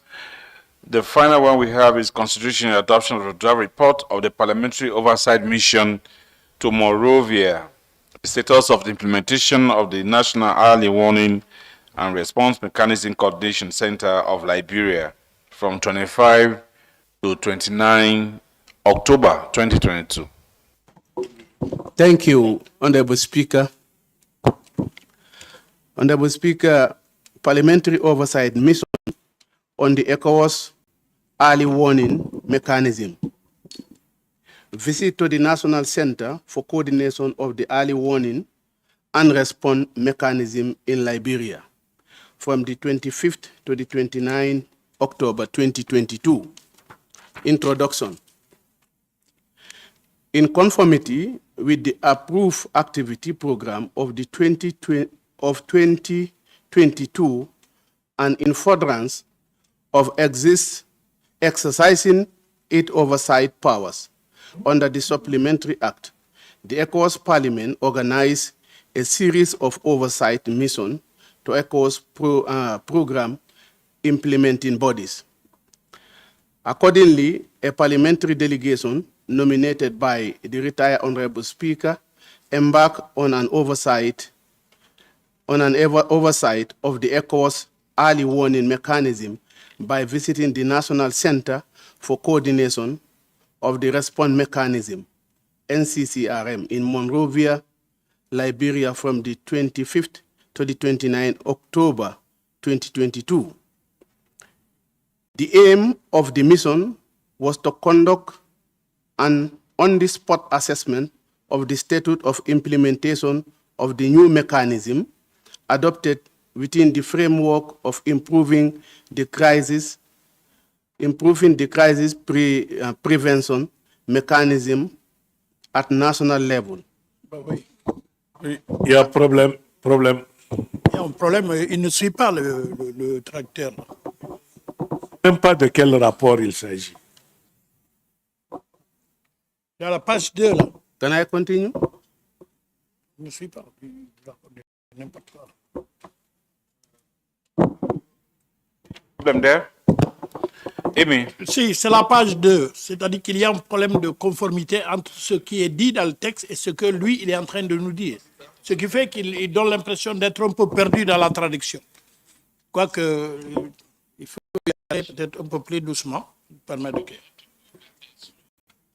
Prenez votre texte, monsieur le traducteur. okay, Prenez votre Honorable texte. Samba, please, just go Comme à la page slow. 2. Monsieur le Président, Yeah. il faut mettre en harmonie le recteur et les interprètes. Yes. Est-ce que les interprètes sont à la page 2 où ça commence par le point 1, conformément au programme d'activité approuvé? C'est ça. Parce que ce n'est pas ce document qui est en train d'être... Voilà. Okay. Paraît-il que c'est bon. Go ahead. Okay, go ahead. Okay, thank you, Honorable Speaker. Introduction, that's number 1. In conformity with the approved activity program of 2022 and in furtherance of exercising its oversight power under the Supplementary Act, the ECOWAS Parliament organized a series of oversight missions to ECOWAS program implementing bodies. 2, accordingly, parliamentary delegation nominated by the retired Honorable Speaker embarked on an oversight of the ECOWAS early warning mechanism by visiting the National Center for Coordination of the Response Mechanism, NCCRM, in Monrovia from 25th to 29 October 2022. Third, the aim of the mission was to conduct an on-the-spot assessment of the status of implementation of the new mechanism adopted within the framework of improving the crisis prevention mechanism at national level through the National Center for Coordination of the Early Warning and Response Mechanism in Monrovia. Specific objective, that's number 4, to assess the operational status of the center, the resource, material, human, and financial made available to it to accomplish its mandate, and the activity carried out within the framework of crisis prevention in Liberia, to acquire information on the possible constraint and undertake necessary awareness raising action within the national authority and partners that were likely to boost the effort of the center, to support the Directorate of the ECOWAS Commission responsible for the management of the early warning mechanism in the implementation of its mandate. 5, the delegation was led by Honorable Cherno Majuba, Chair of the Standing Committee on Legal Affairs and Human Rights, was composed of the following members of Parliament: Honorable M.A. Asin, Chair and Standing Committee on Education, Science and Culture; Honorable Karamo Kamara, Vice Chair, Standing Committee on Microeconomic Policy and Research; Honorable Samba Diallo, Second Rapporteur, Standing Committee on Legal Affairs and Human Rights; Honorable Numu Nyong Aipolin Hasum, Second Rapporteur, Standing Committee on Energy and Mines, Honorable Emmanuel Kwasi Bazara, Member, Standing Committee on Legal Affairs and Human Rights, Honorable Adewale Oliyeme Taiwo, Member, Standing Committee on Social Affairs, Gender and Women Empowerment, Honorable Musa Siaka Sama, Member, Standing Committee on Education, Science and Technology.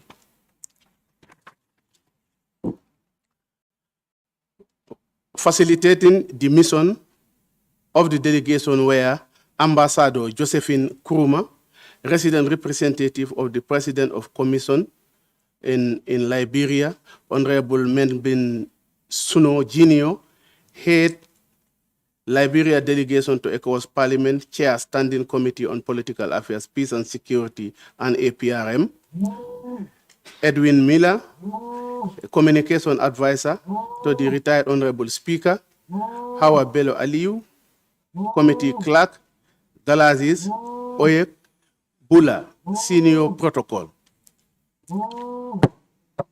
Working Program. Members of the delegation resolved to conduct their oversight duties according to the work program below. Interview with the ECOWAS radio, working visit with the National Center for Coordination for Early Warning and Response Mechanism of Liberia, audience with His Excellency the President of Liberia, working visit with the Chief Justice of the Supreme Court of Liberia, courtesy visit to the President pro tempore of the Senate Liberia, audience with His Excellency, I think this one is duplicated, working visit with the Inspector General of Police of Liberia, interview with OKFM, working visit with the chair and board of the National Commission of Liberia, NEC, working session with the political parties and with Standard Bearer in Liberia, and interview with Spoon FM. Then conclusion and recommendation. Honorable Speaker,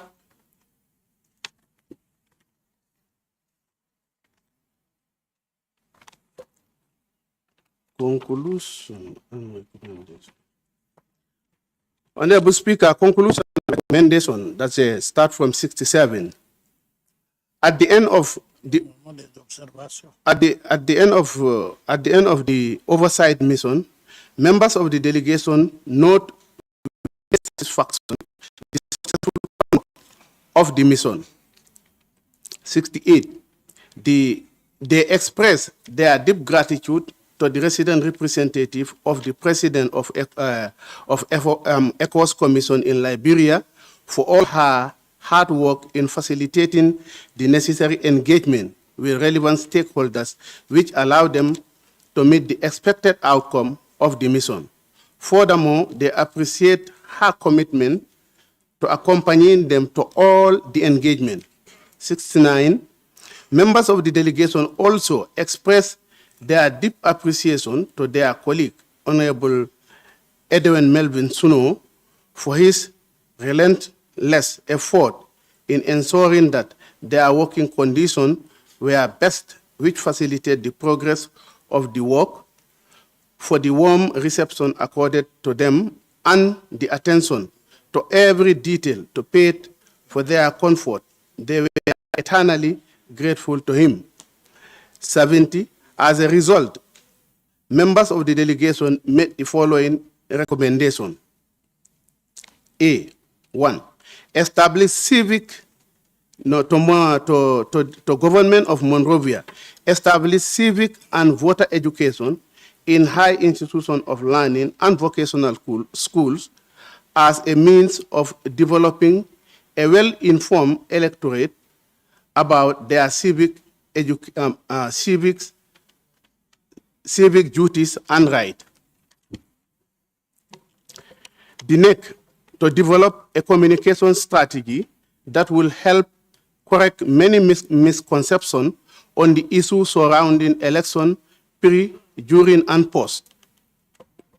Then integrate the reporting of the NCCRM in the security architecture so that security personnel can benefit from information analysis and collected from the early warning mechanism, which can help in crisis prevention and management. Complete the census exercise, which is a necessary prerequisite to the biometric voter registration. Implement the biometric system for voter registration for the 2023 election. This would curb the practice of voter tracking and deliver more credible and transparent election. The NEC, to assist with operationalization of the Inter-Party Consultative Committee, IPCC, which would facilitate its work with registered political parties and would allow for consensus building among parties and promote peace and stability within the political class. Call for the fulfillment of the timely commitment to provide NCCRM with a permanent site to allow it to discharge its duties fully, and a look into the electricity supply at the center that impends its efficiency and effectiveness. Appeal for the timely payment of Liberia's obligation toward the community levy. Appeal for the community levy. This would allow ECOWAS to be able to implement projects and programs in view of the development of the region. Then B, to the ECOWAS Commission. 1, assist in resolving the insufficient human resources issues at the NCCRM. Assist with capacity building of the staff of the center. Then 3, provide financial support to the government of Liberia to enable it to settle the salary of the staff at the NCCRM. And then 4, assess the status of the census exercise, the procurement process for the biometric system, and the possibility of using it for the election. Support the office of the resident representative in Liberia in this regard. To the ECOWAS Parliament. 1, undertake parliamentary oversight mission to the remaining member states who have set up NCCRM, Burkina Faso, when suspension is lifted, Côte d'Ivoire, Gambia, Ghana, Guinea, when suspension is lifted, Guinea-Bissau, Mali, after suspension is lifted, and Niger. Then 2, ensure the Standing Committee on Political Affairs, Peace and Security, APRM, remain in contact with the Directorate of Early Warning, ECOWAS Commission on the operationalization of the mechanism at national level. Then 3, request national delegation to highlight in their report the status of operation of the NCCRM in their respective member state. Then 4, carry out a fact-finding mission on the early part of 2023 to review the National Electoral Commission preparedness for the further upcoming election, done in Monrovia, 29 October 2022. Thank you, Honorable Speaker. Thank you very much. Honorable members, those were the reports. The floor is open. Honorable members who wish to say, members who should take the floor are invited to give their names to be included on the list. Thank you.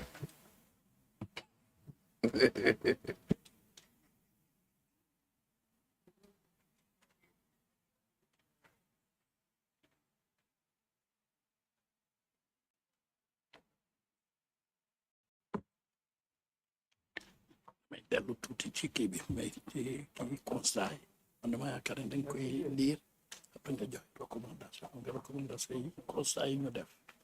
Observation. ñu def kii bi c'est juste pour renforcer. dama leen di nekk àll recommandation yi mu leen wax te en fonction de ñu constater. Honorable Sankara. Yes, thank you very much, Honorable Speaker, for giving me the floor. Allow me equally to thank the various representatives of the various fact-finding missions to various countries.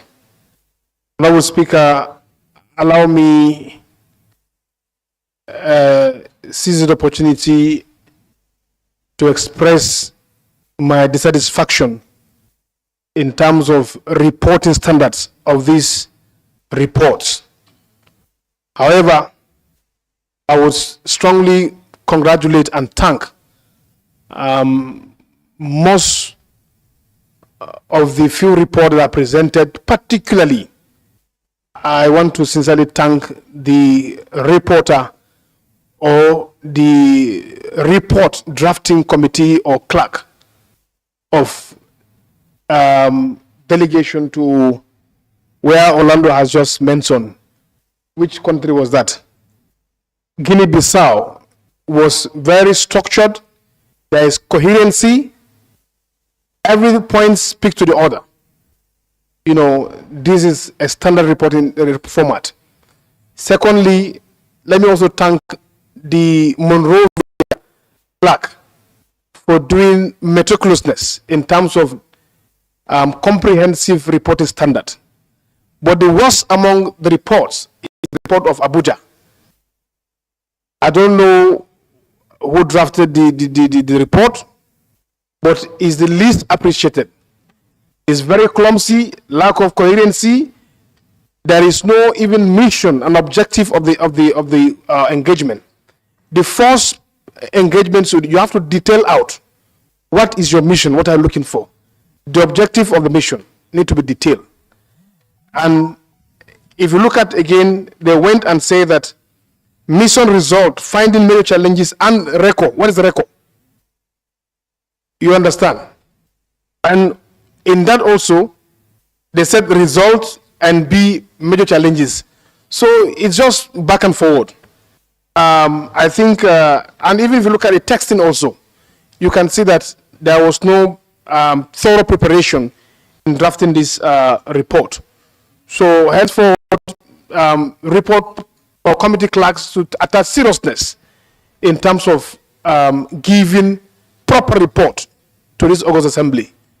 You know, I'm really disappointed with the report of Abuja. Having said that, Honorable Speaker, I'm really concerned about the various recommendations.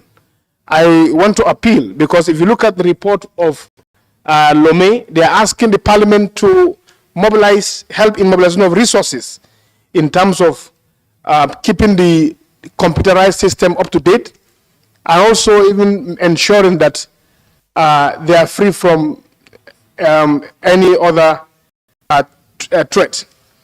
And it also recommends that the Honorable Speaker write to the ECOWAS Commission, you know, in terms of including Parliament in early warning fact-finding missions, for Parliament to be playing a lead role in that, which is important.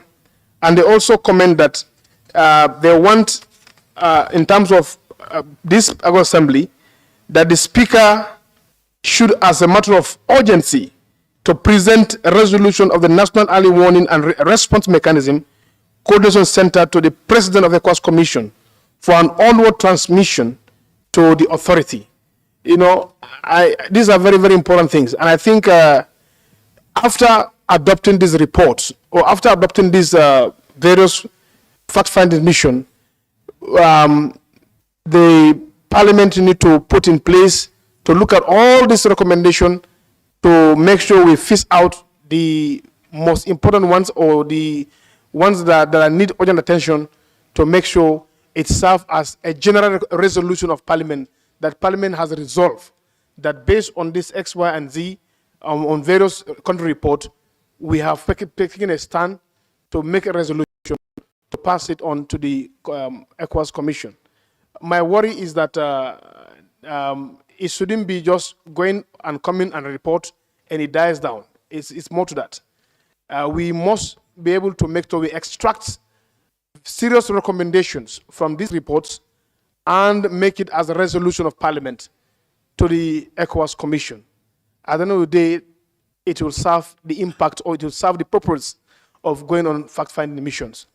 On that note, I thank you so much for giving me the floor, and I equally thank my honorable colleagues for the indulgence. Thank you so much. Thank you very much. Honorable Jibo. Merci, Monsieur le Président. Monsieur le Président, je me dois de saluer l'initiative vraiment de ces missions. Bon, en ce qui me concerne, je crois que c'est la première fois que j'assiste à des missions de diplomatie parlementaire, et vous voyez bien que ces missions de diplomatie parlementaire, la moisson de ce qui est dit, de recommandations, nous amène vraiment à énormément de choses par rapport à l'activité même du Parlement.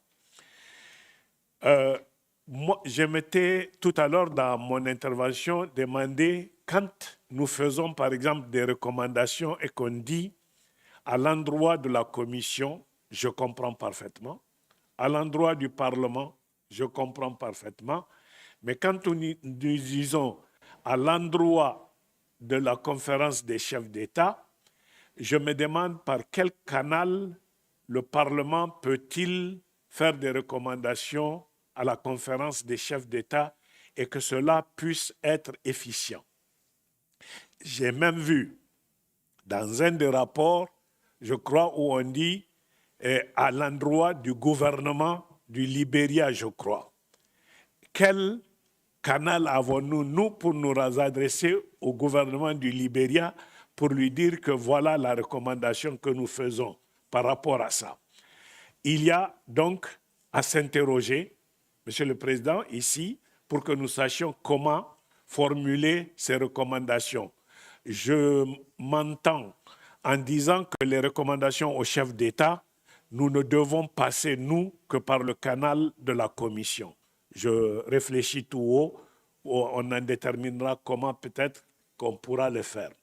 Deuxième chose, à l'instar des rapports pays pour lesquels nous avons demandé à ce qu'il y ait une synthèse, c'est-à-dire un regroupement de tout ce qu'on a dit pour que cela puisse pour nous devenir, comment dirais-je, comment on appelle ça en informatique, c'est-à-dire un lieu dans lequel on peut puiser tout ce qu'il y a comme éléments pour pouvoir faire des recommandations.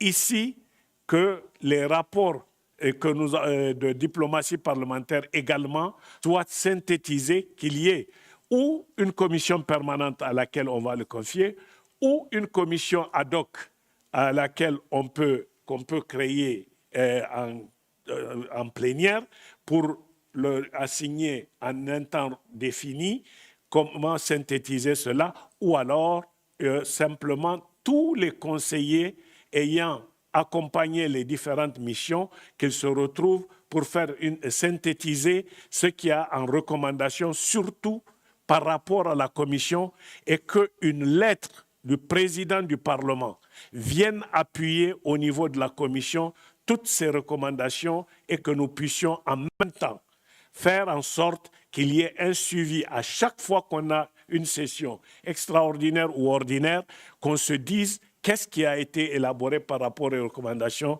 qu'est-ce qui ne l'a pas été.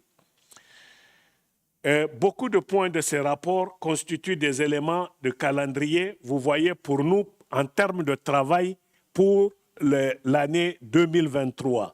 Cela nous permettra, ce que je disais tout à l'heure, de pouvoir enrichir le calendrier qui va être établi, le programme de travail qui va être établi pour l'année 2023.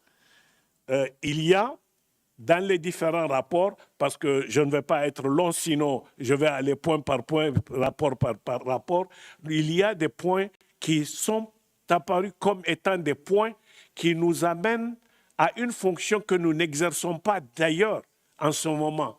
Parce que ce n'est que quand il y a une session ordinaire qu'on voit souvent les représentants de certaines organisations venir, intervenir et repartir. Mais nous avons un pouvoir d'interpellation, Monsieur le Président. C'est-à-dire que nous pouvons décider d'interpeller les différents responsables des institutions de la CEDEAO et autres pendant nos sessions pour qu'ils viennent sur un problème donné, sur une question donnée pour pouvoir, disons, nous répondre. J'avais noté cela. J'ai vu une question, je crois, d'interpellation à un endroit où on demandait d'interpeller un des responsables. Voilà, Monsieur le Président, pour ne pas être long, je pense avoir dit un peu l'essentiel de mes préoccupations. Merci beaucoup.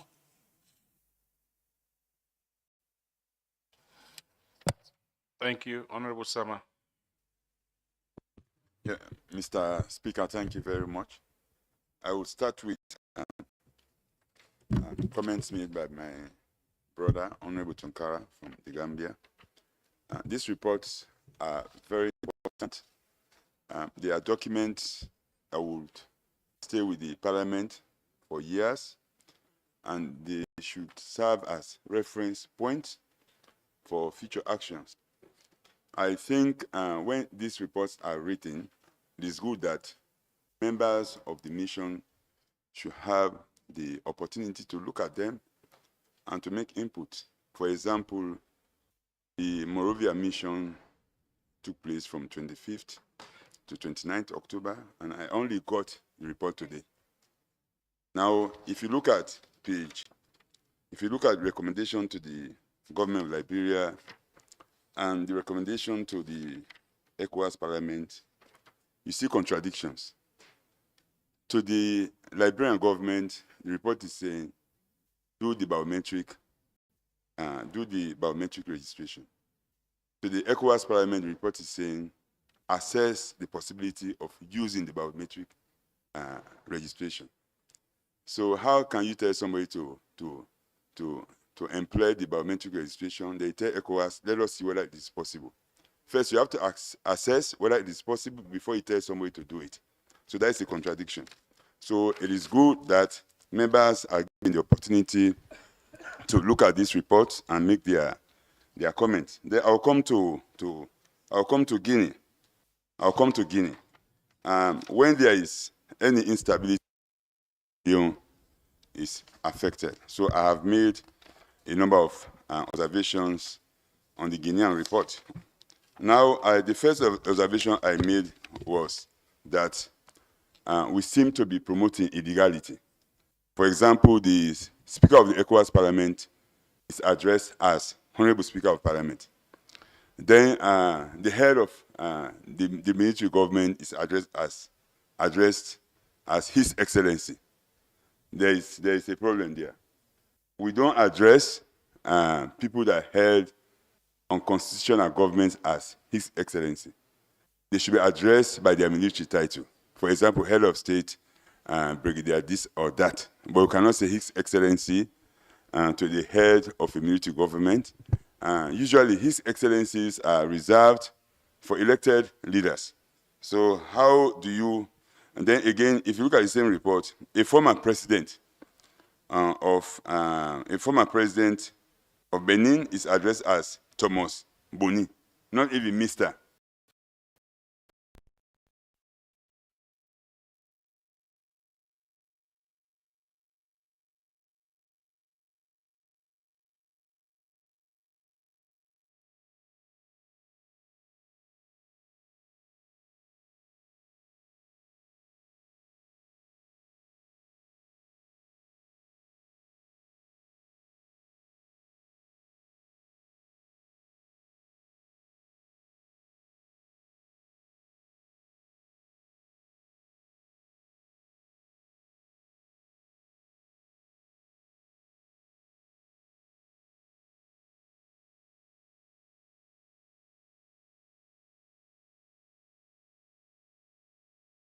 Speaker, the point I'm making is that we should be consistent in dealing with happenings in the community.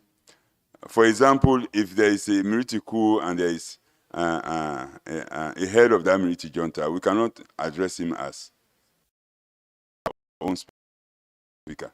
Then you address a former president as, you don't even use Mr. You just say Thomas Boni. Then you don't use a more respectable title. Then I go to my next point. My next point is about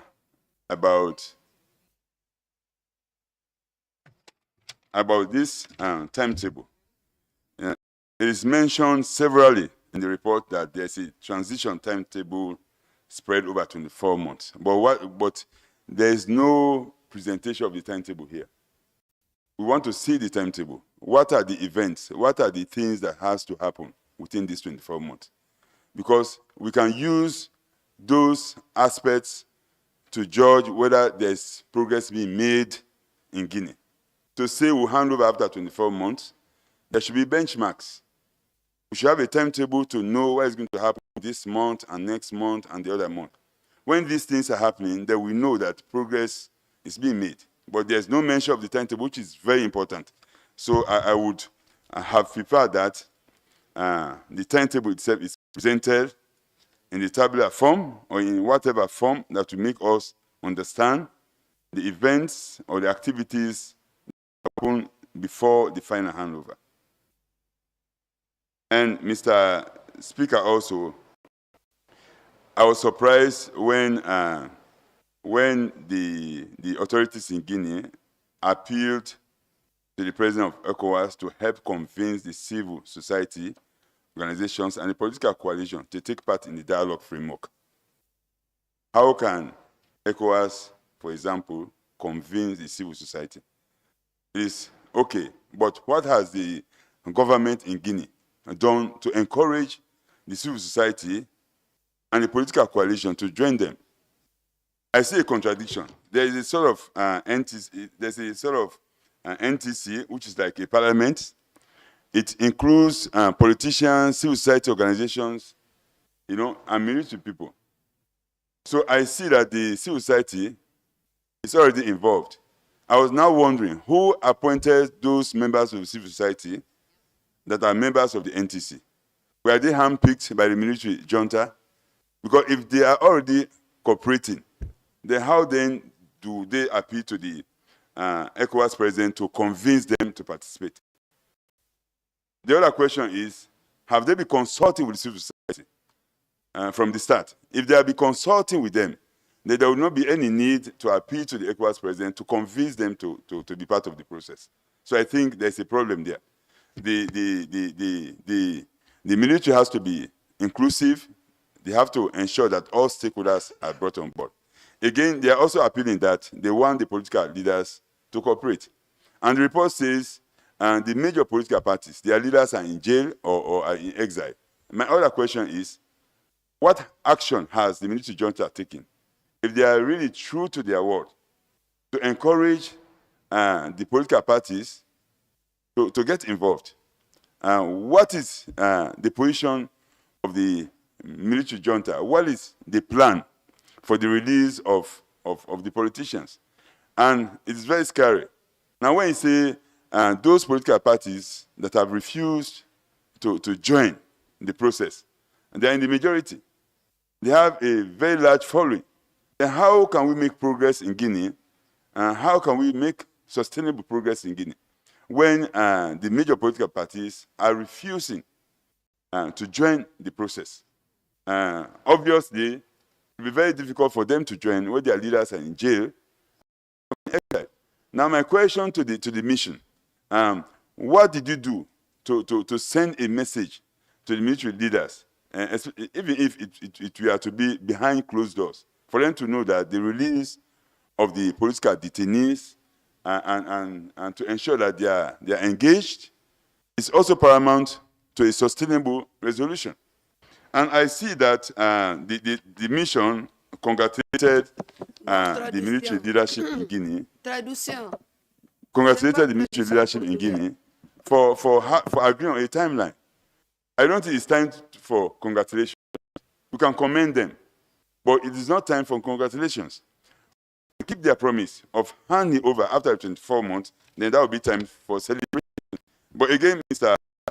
we have to know that this is very important for all the political parties to be involved in the dialogue. If the leaders are kept in jail, and there's a pretense that all stakeholders are being involved, they'll be fooling ourselves. We are all politicians. We could have been them in jail. So I think it is very paramount for this House to make it known to the military junta that the only way forward for sustainable resolution of the situation in Guinea is to ensure that all is brought on board. Now, some people are going to report, may be afraid to come home because they don't want to face financial crime courts. Now, if you want to really ask somebody to account, you have to be accountable yourselves. For example, the military junta could, for example, open their accounts to the public. They could audit themselves and make sure the audit reports are made public. So how can you hold somebody accountable for funds that have been spent during their regime when your own regime is not accounting? So the point that they have to account for money stolen is important, but what is more important is to ensure that the detainees are released from prison and they are made to join the process. That is very, very important, Mr. Speaker. So I want to know from the delegation that went to Guinea whether they made any effort to engage in military leadership on the importance of releasing detainees so that all political actors can be involved in the process. Then also, I want to have another question answered by the mission. Did the military leader say he will not be a candidate, or he does not have the intention to be a candidate? Those are two different things. To say, I'm not going to be a candidate, and to say, I don't have any intention to be a candidate are two different things. Intentions can change. If I say I'm not going to be a candidate, that is conclusive. There's some finality in that. But to say I don't have an intention, as at now, I don't have an intention, the intention may change tomorrow. Did he say he's not going to be a candidate, or did he say he has no intention to be a candidate? Those are two different things. Mr. Speaker, I also come to page 7 of the English version. The report says, actively pursue the interparliamentary collaboration with the National Transition Council. There's nothing interparliamentary about that. The NTC is not a parliament. According to the report, it's something like a parliament. To be like a parliament does not make you a parliament. So there's nothing like interparliamentary. So the danger there is you are comparing a well-established regional parliament. So there's nothing interparliamentary. When you say interparliamentary, it's between two parliaments. In this case, there is nothing between two parliaments. So I think the emphasis should be placed on the release of the political detainees, the creation of an enabling environment to ensure that there's real engagement between all political parties involved in the Guinean situation. To say when sanctions are being sanctions are being gradually lifted, then the ECOWAS Parliament will welcome a delegation from the National Transition Council. Mr. Speaker, that should not be the priority.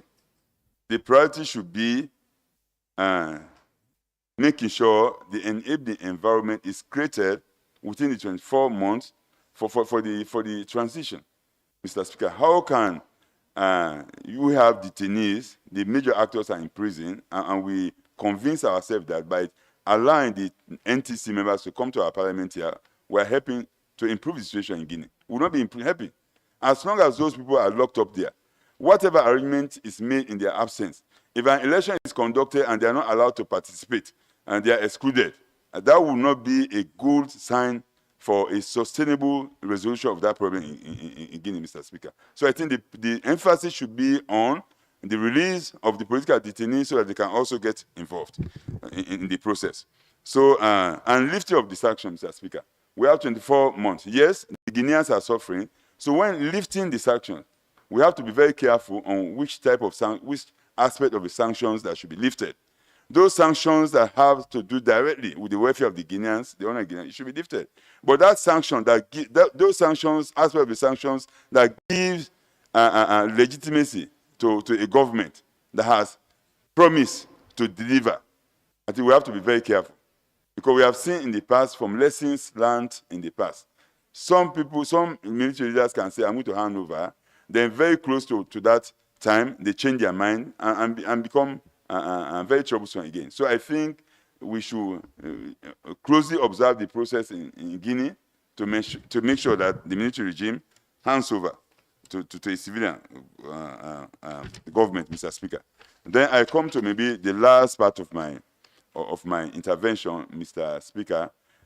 Support. Now we are saying in our recommendation to the heads of our state, we are saying they should support the initiative of the transitional authorities to ensure participation of all political parties.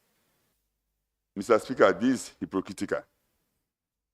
How can we encourage the heads of state to ensure that there is participation of all political parties in the political dialogue in Guinea when the key politicians are in jail?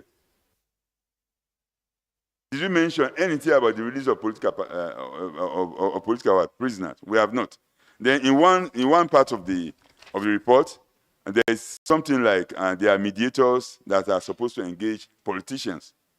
The 3 mediators that were appointed based on their experience should not only engage politicians. Politicians are not the only stakeholders in that equation. We have the civil society, you have the politicians, you have a lot of stakeholders. To engage the politician is not enough, Mr. Speaker. All stakeholders should be involved if we have lasting peace in Guinea. Thank you very much. Thank you very much. Honorable Indi Mastiani.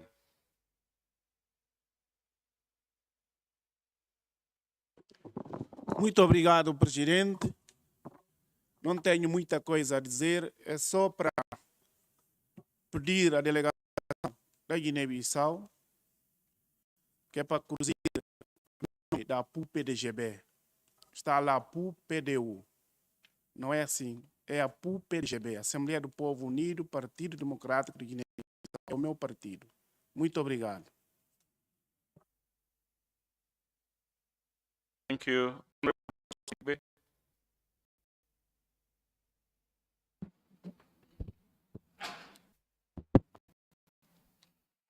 Merci beaucoup, Monsieur le Président, de m'avoir donné la parole. Monsieur le Président, je voudrais commencer par vous remercier pour ces différentes missions dans les différents pays de la communauté et dans les différentes agences et institutions de la communauté. Je crois que les différents rapports qui sont présentés ici sont d'une qualité très importante et contiennent des informations très importantes pour l'avancement de notre communauté, l'avancement des différents pays et l'avancement des institutions. Je voudrais vous remercier à cet effet. Mais, Monsieur le Président, je voudrais commencer par souligner par avance que certains pays, comme le Mali et le Burkina Faso, n'ont pas fait l'objet de missions pendant ces périodes où ces pays sont dans des difficultés que nous connaissons. Je suggérais à cet effet qu'une mission soit effectuée dans ces pays pour s'enquérir de la situation, pour s'enquérir de l'État et voir ce qui pourrait en être réservé. Revenant aux rapports qui ont été présentés, je voudrais féliciter l'honorable Tunkara pour avoir salué la qualité du rapport qui est présenté par la mission de la Guinée-Bissau. Je fais partie de cette mission.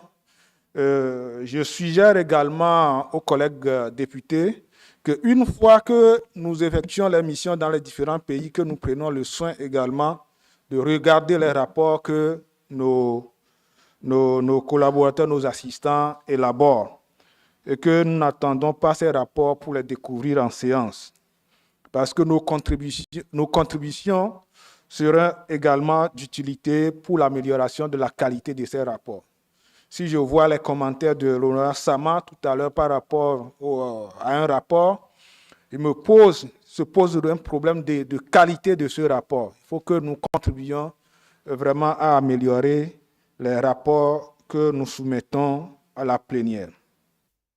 Monsieur le Président, revenant au rapport qui a été présenté par la commission, la mission qui a été effectuée au Togo, à Lomé. J'ai participé activement à cette mission, mais j'ai constaté avec surprise que le rapport n'a nullement mentionné mon nom comme participant à la mission au Togo.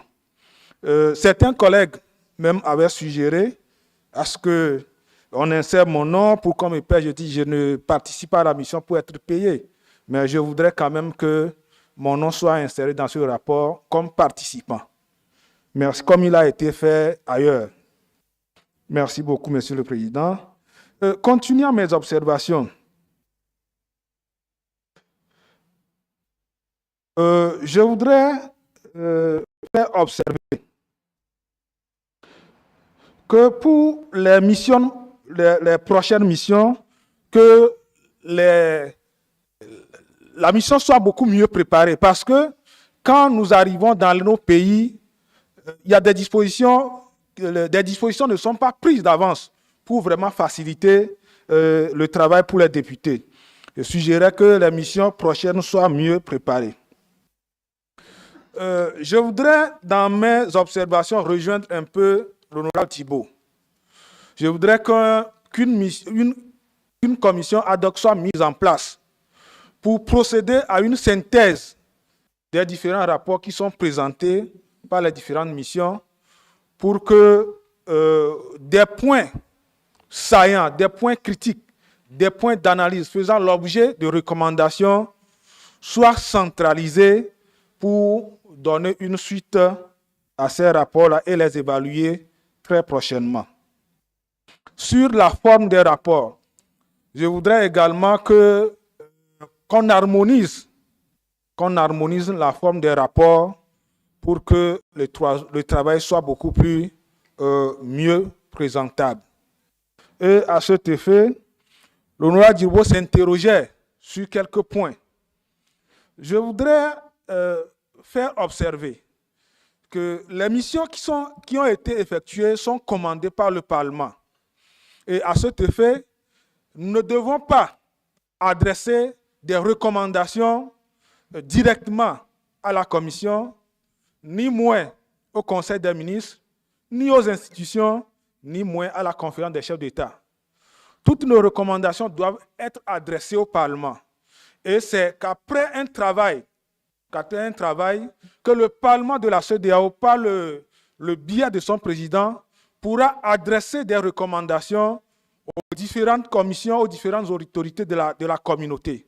Sinon, adresser directement des recommandations au pays, au chef d'État, à la Commission et au Conseil des ministres, je crois que les différentes missions n'ont pas cette qualité-là.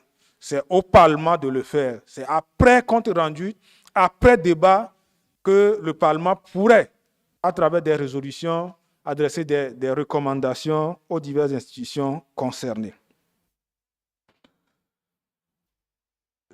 Merci beaucoup, Monsieur le Président. Je vais m'arrêter ici pour le moment. Merci. Et je vous salue une fois encore.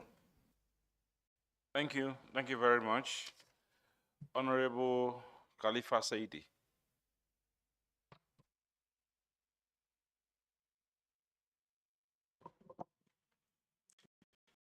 Muito obrigado, Sr. Presidente. Também gostaria de felicitar os diferentes relatores apresentados aqui e felicitar, por outro lado, também a direção do Parlamento, na pessoa do Presidente e da Mesa, por esta dinâmica criada com o envio de diferentes missões de informação a nível dos nossos países membros, o que demonstra que, de facto, estamos a iniciar aquele processo de fiscalização que é o papel do Parlamento, que é de fiscalizar, não só de legislar, mas fiscalizar sobretudo, e no quadro do protocolo adicional do reforço das nossas competências e prerrogativas. Eu gostaria, de facto, de também mencionar o facto de termos enviado uma missão para um desses dos países que estão a confrontar-se com a situação de golpes de Estado, nomeadamente a Guiné-Conakry, refiro-me, mas também eu concordo que devíamos fazer esforço no sentido de enviar missão ou missões para Mali e para Burkina Faso, porque precisamos de apoio institucional do Parlamento da CEDEAO, que é para ajudar a ultrapassar o mais depressa possível e concluir o processo de transição nesses países. E então eu recomendo vivamente que seja criadas missões para esses dois países. Relativamente aos relatórios apresentados aqui, quero me referir mais ao relatório da Guiné-Bissau, que felicito a delegação que lá esteve e que fez um trabalho junto das autoridades, dos grupos parlamentares, apesar da dissolução da Assembleia, mas constataram que mesmo com a dissolução da Assembleia, a Comissão Permanente e outros órgãos internos do nosso Parlamento estão a funcionar. E, por outro lado, eu gostaria só de fazer alguma observação e precisar, para que não haja incompreensão relativamente ao que está escrito aqui. Refiro-me, de concreto, ao ponto 36, ao parágrafo 36 do relatório, que fala da informação que o ministro da Administração Territorial deu e que indica que o Gabinete de Apoio Técnico ao Processo Eleitoral e o Ministério da Administração Territorial são os principais intervenientes na organização técnica das eleições. Não se trata das eleições, trata-se do recenseamento eleitoral. São, de facto, os principais intervenientes na organização técnica do recenseamento eleitoral.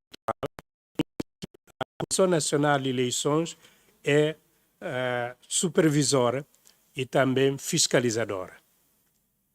Portanto, não se trata aqui de eleições, por erro meteram aqui a organização técnica das eleições. Então, a organização técnica das eleições é a competência exclusiva da Comissão Nacional de Eleições, e não do Ministério e nem do Gabinete Técnico de Apoio ao Processo.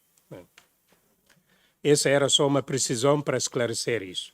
Por outro lado, no ponto 37, parágrafo 37, o relatório fala na explicação dada pelo ministro da Administração Territorial, que diz que o secretariado executivo é escolhido pelos... Aliás, o presidente do secretariado executivo da Comissão Nacional de Eleições é escolhido pelos seus pares, magistrados, que integram o órgão, pelo que a solução passa por uma nova escolha interna dentre os membros restantes do secretariado executivo eleitos pela ANP. Isto não corresponde à verdade, porque contraria mesmo o ponto, ou o parágrafo 43 deste mesmo relatório, que fala da lei sobre a Comissão Nacional de Eleições. Lá é claro, não há instituto, na lei da CNE, não há instituto de substituição. Lá é claro, cada posto, já tínhamos explicado isto, cada posto ou cada cargo há uma determinada categoria de magistrados. Portanto, um não pode substituir o outro. Portanto, não há substituição interna e nem é escolha interna. Não há. Quem elege é a Assembleia Nacional Popular. Agora, o problema que se coloca, de facto, é que com a dissolução do Parlamento, como se vai proceder à eleição. Portanto, é isto que está-se à procura neste momento. Queremos até dar essa informação mais uma vez, que depois da missão, o Presidente da República chamou os partidos políticos, auscultou-os e ouviu o que dizem, o que queriam, portanto, que fosse feito relativamente à eleição dos elementos da Comissão Nacional de Eleições. E então ele aceitou isso, o Presidente da República aceitou e devolveu todo o processo à Assembleia Nacional Popular, que neste momento, desde ontem, começou consultas com os diferentes partidos com assento parlamentar. Portanto, vai concluir esse trabalho hoje e possivelmente a Comissão Permanente da Assembleia Nacional Popular vai se reunir para adotar o consenso a que se chegou, eventualmente, através dessa auscultação que está sendo feita pelo Presidente da Assembleia. Portanto, era esse esclarecimento que queria dar. Portanto, se possível, claro, é a informação do Ministro da Administração Territorial, é a opinião dele que ele transmitiu, não o que a lei diz, porque o que a lei diz é o que está aqui no parágrafo 43 deste relatório. Muito obrigado, Sr. Presidente. Thank you very much. Honorable Assim.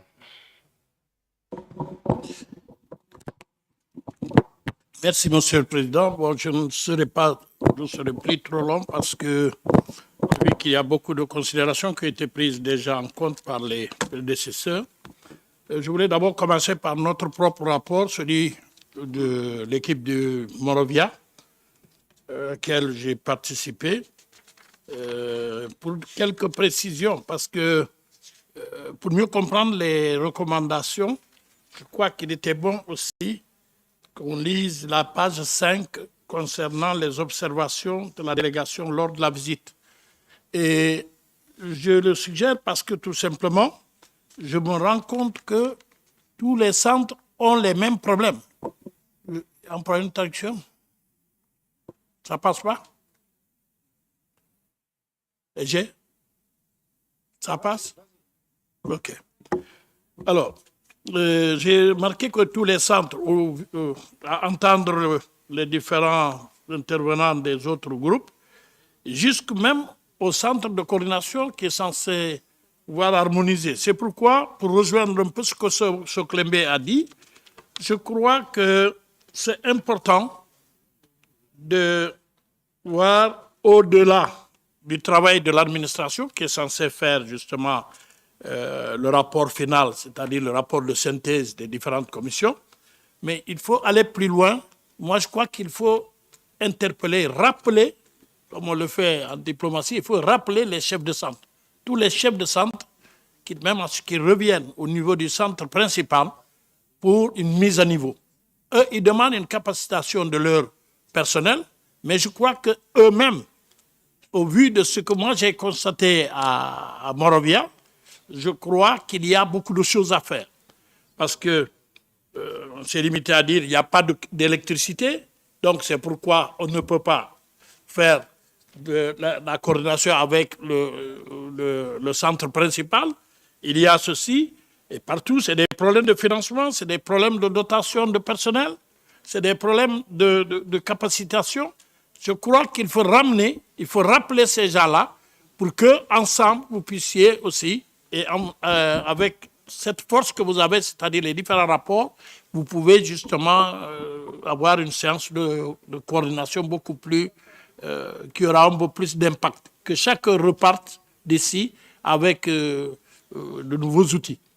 Parce que sinon, on est devant des centres qui, si vous le permettez, je ne dirais pas peut-être qu'ils sont nuls, mais qui ne nous rapportent pas les résultats escomptés par leur mission. Donc il faut les ragaillardir en créant justement ce link d'abord entre eux et ce link entre chaque centre et le centre principal. Je crois que c'est très important. Alors, donc, les missions, c'est fondamental parce que, surtout dans des pays qui vont vers des élections, je prends le cas par exemple de mon pays, le Sénégal, parce que nous sommes souvent interpellés sur plusieurs sujets, je crois qu'il est temps, avant qu'on arrive aux élections, que le Parlement prenne les devants pour s'enquérir de certaines situations en envoyant une mission au Sénégal, comme l'ont suggéré pour certains pays. Je crois que c'est important, ça nous permet de ne pas être là et de venir en sapeur-pompier. C'est maintenant qu'il faut poser les problèmes et ça permettra au Parlement d'avoir une plus grande visibilité contextuelle et sur le terrain. Parce que ce n'est pas ce que les réseaux sociaux disent qui doivent nous intéresser. Nous avons chacun sa position, mais en allant sur le terrain, nous sommes quand même suffisamment de personnes responsables. Si on rencontre le président de la République, on rencontre les partis d'opposition, on rencontre le Parlement, la commission électorale, etc. et tout, au sortir de là, on peut venir avec une idée beaucoup plus claire. Je crois que c'est important. Ce n'est pas pour rien que nous avons insisté à Morovia. Si vous voyez, on a rencontré toutes les structures possibles, jusqu'au président de la République. La commission électorale, tous les partis politiques, on les a réunis. La société civile, la presse, la police. On a rencontré toutes les structures qui peuvent être impliquées aujourd'hui sur des élections ou sur la marche globale du pays. C'est important. Donc, je voulais vraiment mettre l'accent sur ces opportunités et ces exigences qui nous attendent. Je vous remercie. Thank you very much, Ajman Spain. Thank you very much, Mr. Speaker. Mr. Speaker, I was part of the mission to Lomé, the oversight mission, and like Honorable Soklebe said, he took part in the mission, he took part in some of our meetings. Well, I'm surprised to hear him say that some of our members told him his name should not be on the list so that he would not get paid. I just want this to be clarified, whether any honorable in the mission told Honorable Soklebe that. Thank you very much. Thank you very much. Honorable members, I want to thank every one of you for your contribution. Members of the missions have the floor to respond to various concerns. I will start with myself because I led the delegation to Guinea-Conakry. I want honorable members to know that there is a lot of collaboration between the Parliament and the Commission, and now that collaboration is now being extended to the Council. I also wish to inform this honorable body that during the last ministerial meeting, the council meeting, issue of parliament was raised. As a matter of fact, when the president of the commission presented his report, some ministers did not hear anything about parliament. So it was raised by several ministers that they wanted to hear more about parliament, the role of parliament, but actually it was included in the overall report of the president of the commission. And that was made very clear to everybody later on. And I also want to inform honorable members that summary of all recommendations are normally compiled and sent to the President of the Commission for the attention of the Council and also the authority of heads of state. There are issues about whether, in fact, we have access to the authority, especially regarding issues that are raised here in Parliament. But I believe every one of us, every member seated here, have access to his or her president. And for me as Speaker, I have access to all of them, all the presidents in our sub-region. So I believe it's also our responsibility as members to ensure that issues that are raised in Parliament are brought to the attention of our respective presidents. On the issue of the political situation in Guinea, yes, we met as a mission, we met with leaders, including the head of state, Colonel Mamadi Doumbouya, and I also have a one-on-one meeting with him. And the result of that meeting, in fact, while I was in Conakry, Guinea, I was in touch with at least 3 ministers in the sub-region and also the president of the commission. I just want honorable members to know that whatever we do as a body, as a parliament, it's related. It's immediately relayed to the president of the commission and where necessary to certain council members, especially those that are concerned. And for the Guinean issue, especially the Guinean issue, while we were in Conakry, I communicated with at least 3 heads of state. 3 of them, because if one of them actually called me to find out what was going on in Conakry and to give him my personal assessment, and I explained to him what I thought the situation was. And with that, I will actually want to read.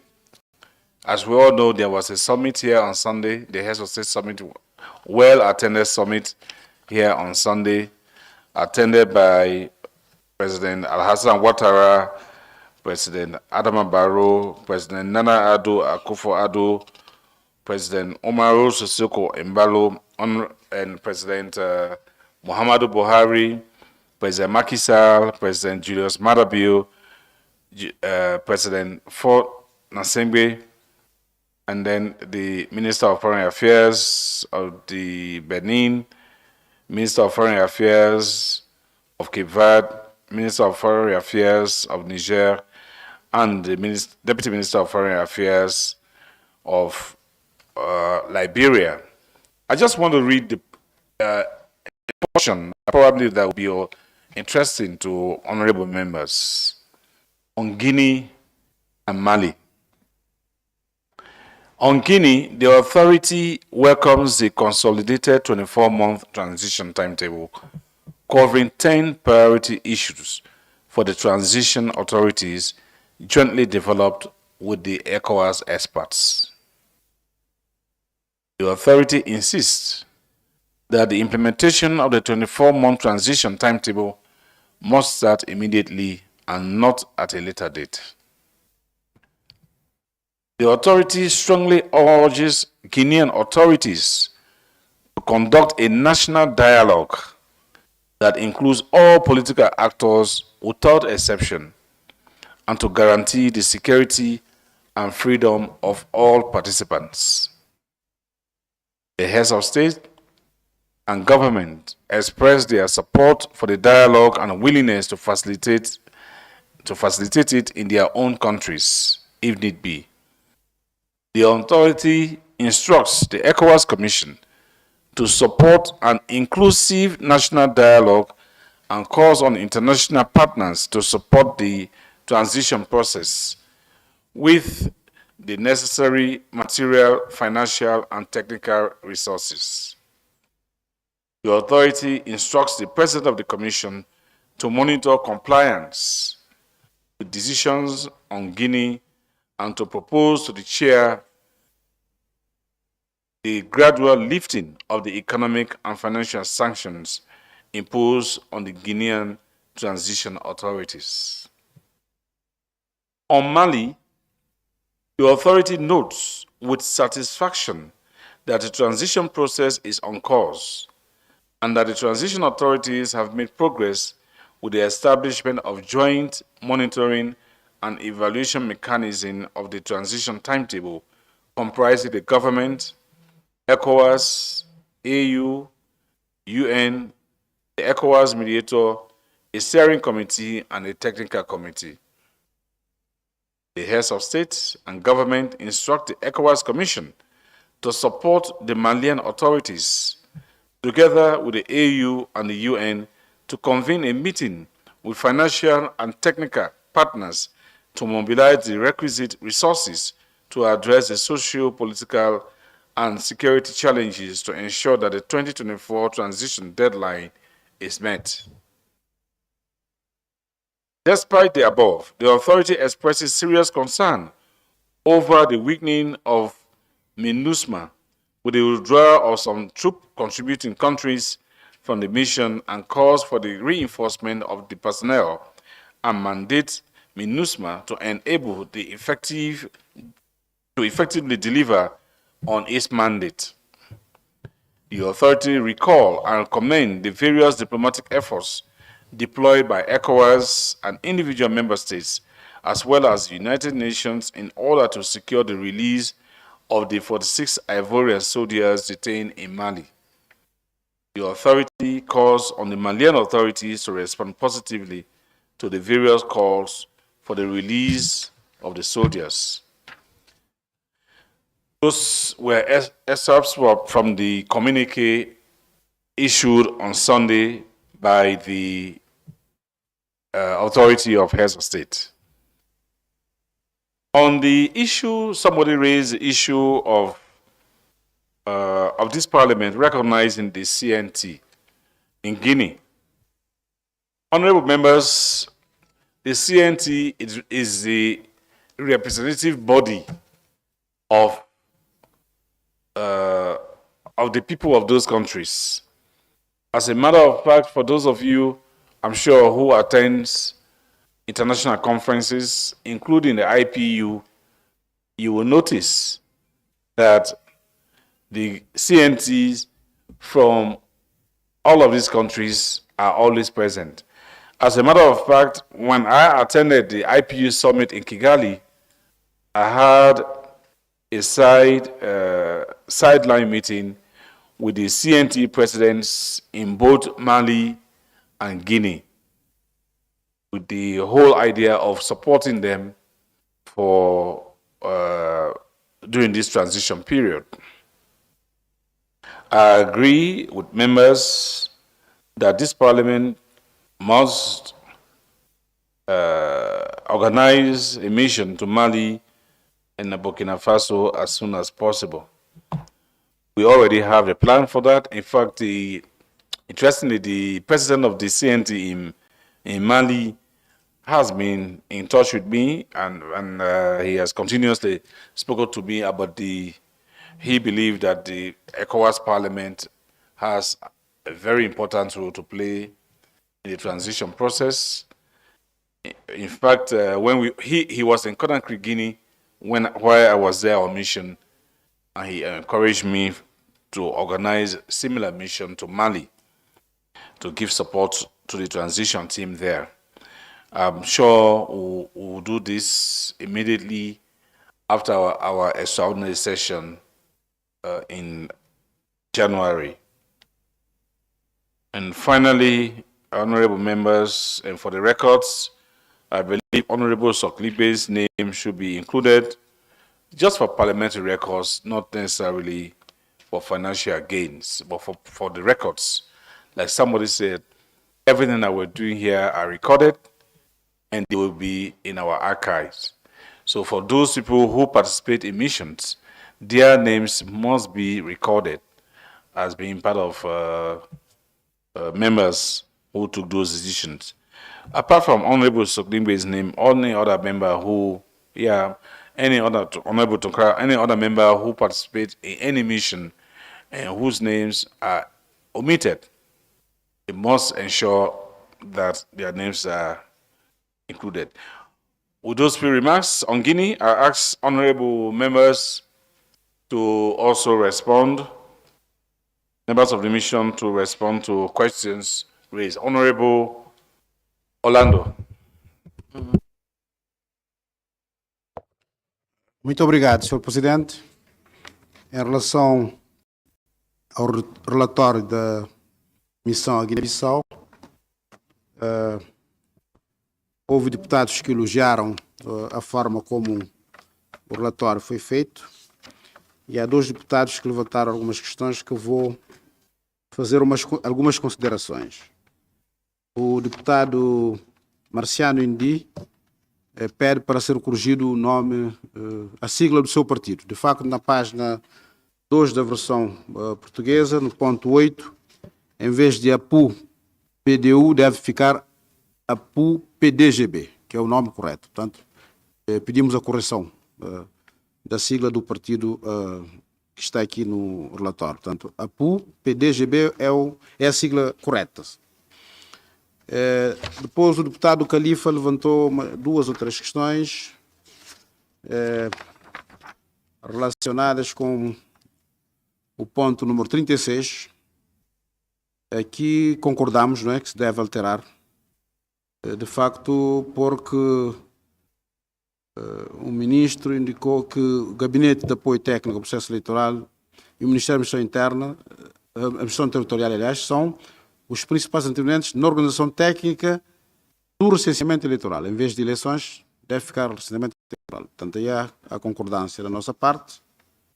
Em relação ao ponto 37, aí sim, chamamos a atenção de que aqui é aquilo que o ministro disse, não é aquilo que nós estamos a dizer no relatório. Portanto, começa logo questionado sobre as competências, o ministro é que fez essa afirmação. E chama a atenção também ao ponto 5, quer dizer, o objetivo geral da missão parlamentar foi, pois, de recolher junto das autoridades políticas e parlamentares da Guiné-Bissau toda a informação útil e necessária que permita ao Parlamento uma boa compreensão do dossiê. Portanto, a esse nível, portanto, é essa a resposta, portanto, não é juízo de valor da Comissão, mas sim aquilo que o ministro disse é que está aqui. E, aliás, está aqui questionado sobre as competências da CNE, ele respondeu e falou, portanto, dessa maneira.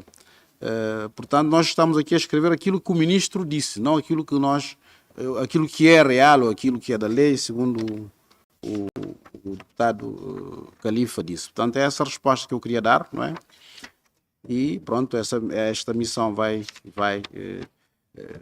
Parlamento vai ter que depois auscultar o Presidente da República e vamos, portanto, fazer tudo para haver, de facto, diplomacia parlamentar, por forma que haja diálogo na Guiné-Bissau, por forma que as eleições legislativas do próximo ano sejam realizadas de forma transparente, livre e democrática, e para que Guiné-Bissau, de facto, continue no seu processo de desenvolvimento, na paz, segurança e respeitando todos os atores que fazem parte da política guineense. E a CDO tem um papel importante nisso. Portanto, é essa a resposta que eu queria dar. Aliás, considerações que eu queria fazer em relação ao relatório. Thank you. Any other comment? Honorable members, the draft report of the Parliamentary Oversight Mission to the National Early Warning and Response Mechanism Coordination Center of Liberia from 25th to 29th October, or in fact, all the reports are submitted to plenary for adoption.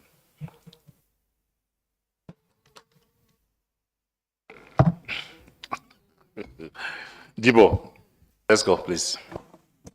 Merci, Monsieur le Président. Monsieur le Président, je n'étais peut-être pas là au début de votre synthèse, mais que faites-vous de la proposition concernant la sommation, disons, la synthétisation des différentes recommandations qui puissent plutôt, à mon avis, être accompagnées de votre lettre signée de vous à l'endroit de la commission plutôt que de lui envoyer ces rapports-là qui vont être dans un coin de bureau, posés et que ce soit sans effet. Parce que vraiment, il y a eu des choses très intéressantes qui ont été dites et ces missions que vous avez initiées qui, vraiment, pour la première fois pour moi, pour ce que je vois, est devenu quelque chose d'assez important qui pourrait devenir un rituel d'ailleurs pour notre assemblée pour qu'on puisse vraiment faire en sorte qu'il y ait une suite à tout cela. Je ne vous ai pas entendu dire quoi que ce soit par rapport à ça. Et je crois que j'avais été aussi soutenu par Soklembe d'une autre façon, avec d'autres mots, et même quelqu'un d'autre, je crois. Mais voilà ce que je voudrais vous demander de nous dire précisément, vous, à votre niveau, ce qu'il en est. Okay, probably during my response, I indicated that summary of our deliberations here are normally put together and sent to the commission. But like you said, in this case, because of the importance, I will ensure this time around that it's not just going to be an ordinary report sent to the commission, but probably followed by a covering letter signed by my very self. I will do that. C'est bon? Is that okay? Oui, dans le bénéfice du doute, je vous fais confiance. Thank you very much. The draft report of the Parliamentary Oversight Mission to all of our early warning and response mechanism coordination centers and the missions to Guinea are submitted to plenary for adoption. Draft report is adopted. Honorable members will go back to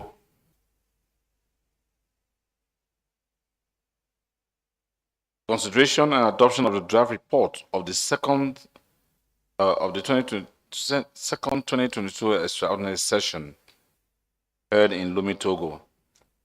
Now I give the floor to the Secretary General to give us highlights of the draft report for the second 2022 extraordinary session of ECOWAS Parliament held from 3 to 8 October 2022 in Lomé, Togo. Thank you, Mr. Speaker.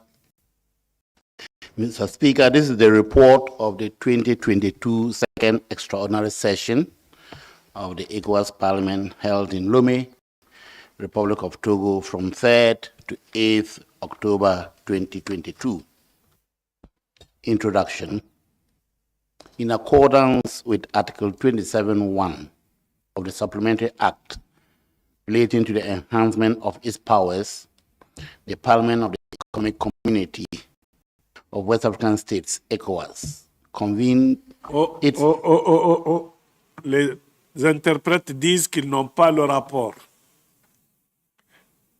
Interprètes disent qu'ils n'ont pas le rapport. Interpreters, please. Interpreters.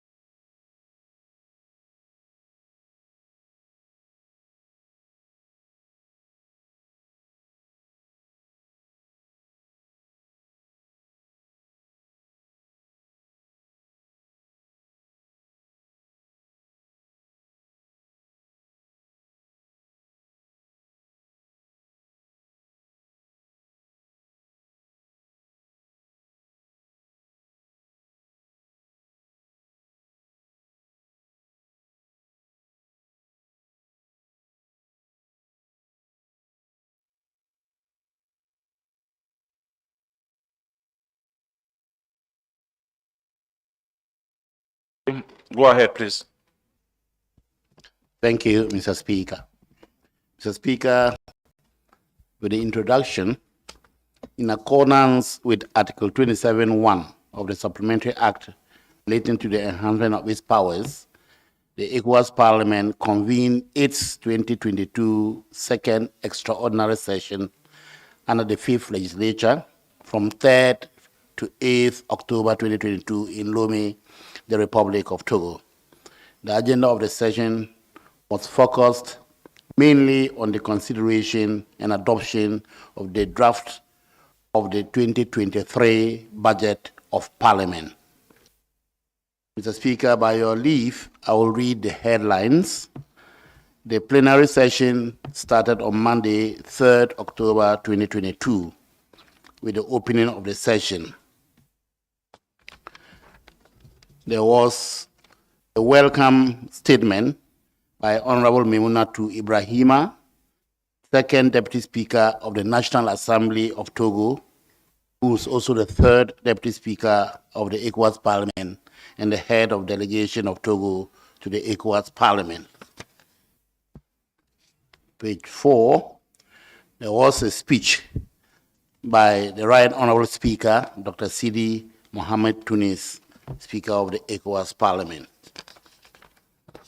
Page 5, the opening address by the Right Honorable Speaker, Yawa Djibouti Chigam, Speaker of the National Assembly of Togo. Mr. Speaker, deliberations. Members deliberated on the agenda and adopted the agenda and work program of the extraordinary sessions. And these included consideration and adoption of the draft work program of standing, joint, and ad hoc committees, consideration and adoption of the draft report of the first ordinary session of 2022, presentation of the draft budget of the Parliament for the year 2023 without debate, outcome and recommendations of the 2022 Lomé Parliamentary Seminar. The Parliament organized its second parliamentary seminar on 29 and 30 September 2022 in Lomé, Togo, on the theme Application of the Supplementary Act on the Enhancement of the Powers of the Parliament in the light of the restructuring of the ECOWAS Commission. The outcomes of the seminar was referred to the Parliamentary Committee on Legal Affairs and Human Rights for consideration. The Speaker, Friday, 7th October, there was plenary session, and the documents considered were the consideration and adoption of the draft report of the Committee on Administration, Finance and Budget on the 2023 preliminary draft budget of the ECOWAS Parliament. Recommendations. In accordance with the provisions of Rule 43(2) of the Rules of Procedure of the ECOWAS Parliament, the Committee on Administration, Finance and Budget, responsible for examining the draft 2023 annual budget of the Parliament, had the honor to recommend the draft estimate balance in revenue and expenditure at the sum of UA 21,005,052 and asked for a favorable consideration by plenary, which plenary adopted. Consideration and adoption of the draft reports of standing, joint, ad hoc committees and seminar. A draft report of the Joint Committee on Political Affairs, Peace, Security, and APRM, Legal Affairs and Human Rights, Social Affairs, Gender and Women Empowerment, held from August 16 to 20 2022 in Banjul, the Gambia, on the theme Community Text on Peace, Security, Democracy, and Good Governance, Challenges in the Implementation and the Oversight Role of the ECOWAS Parliament. The report of the committee was presented by Honorable Ladi Ayamba, who also presented a report on the UNHCR ECOWAS Parliament Regional Workshop held on the 22nd to 23rd August 2022, immediately after the delocalized meeting in Banjul. The reports were adopted without amendments, Mr. Speaker. B, draft report of the Joint Committee on Agriculture, Environment and Natural Resources, Infrastructure, Energy and Mines, Industry and Private Sector, held from August 23rd to 27th, 2022 in Bissau, Guinea-Bissau, on the theme Critical Look at the ECOWAS Environment Policy and Climate Strategy, together with the biannual review of agriculture, food, and nutrition security in member countries. This report of the delocalized meeting of the Joint Committee was presented by Honorable Khalifa Saidi and was adopted without amendments. C, draft report of the Joint Committee on Education, Science and Culture, Committee on Health, Committee on Telecommunications and Information Technology, held from September 14 to 18, 2022 in Praia, Cape Verde, on religious tolerance and harmony, essential factors for development, peace, and stability in the ECOWAS region. The report was adopted without amendments. Was presented also by Honorable Rene Kumwe. D, consideration and adoption of the conclusions of the Lome Parliamentary Seminar held from September 29 to 30, 2022 on the theme Application of the Supplementary Act relating to the enhancement of the powers of the ECOWAS Parliament in the light of restructuring the ECOWAS Commission. The report of the Committee on Legal Affairs and Human Rights on the outcomes of the seminar was presented by Honorable Samba Jallow. The outcomes were adopted without amendments. The reports presented by the various committees are available at the Parliament's library. Any other business? The Right Honorable Speaker presented the attached proposal on the sharing of vacant committees bureau seats to the plenary for consideration. After the presentation of the proposal, members were given the opportunity to make general comments. The following conclusions were reached. 1, the preeminence of the plenary over all organs of the Parliament was emphasized.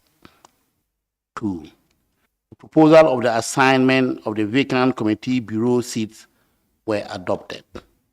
3, that henceforth, members would have the option of purchasing their own travel tickets for ordinary sessions, which would be refunded. 4, on the appointment of an ad hoc committee to investigate alleged malpractices relating to recruitment at the Parliament, the Right Honourable Speaker informed the plenary that in accordance with Rule 34 of the Rules of Procedure, it was within his prerogatives, in consultation with the Bureau, to set up an ad hoc committee in response to pressing emergencies during intersession and inform the Parliament at its next session. 5, that following the submission to the Bureau of the findings of the ad hoc committee set up to investigate alleged malpractices relating to the recruitment at the Parliament, it was established that no malpractices occurred during the recruitment process. 6, the Right Honourable Speaker then suspended the discussion relating to the recruitment of staff in reaction to comments that were made regarding the legitimacy of the ad hoc committee set up to investigate recruitment-related issues for the plenary. Dr. Sidi Mohammed Tunis, Right Honorable Speaker. I thank you, Mr. Speaker. Thank you very much, SG. Honorable members who want to comment, if any, you do so. The floor is open.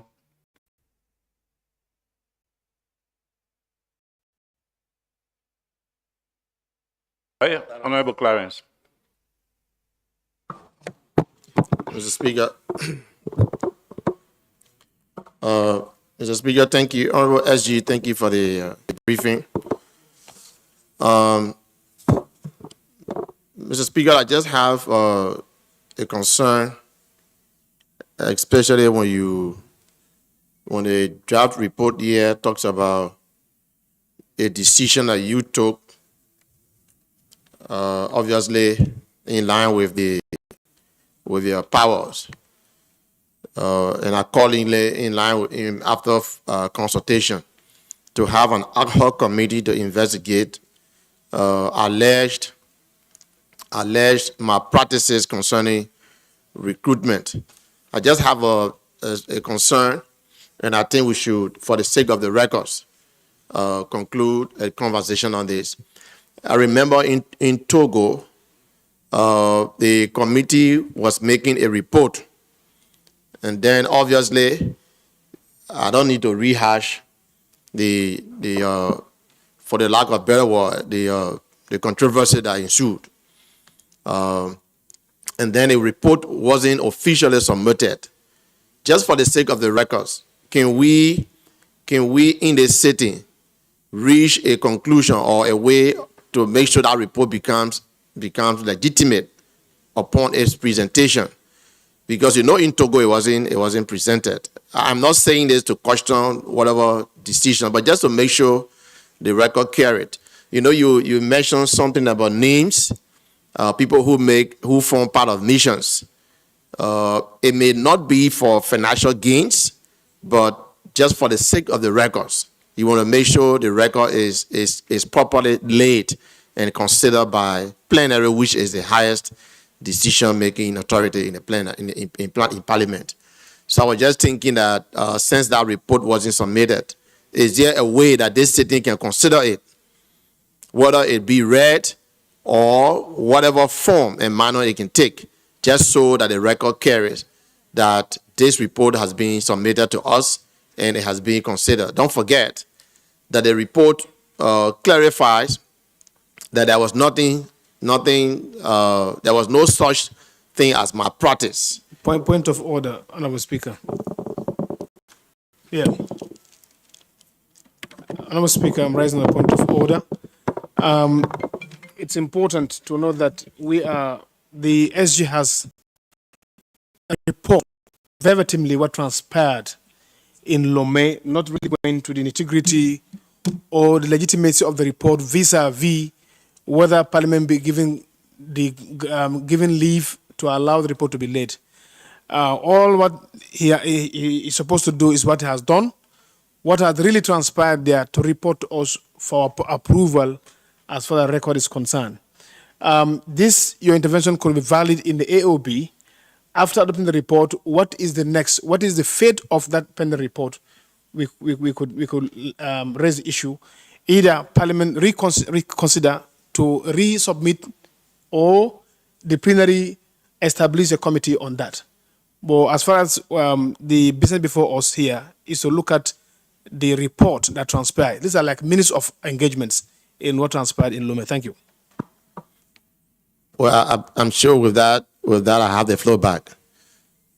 I think what the point you're making is probably restating what I have just said. The point that I'm making is the current report before us mentions that the Speaker set up a committee.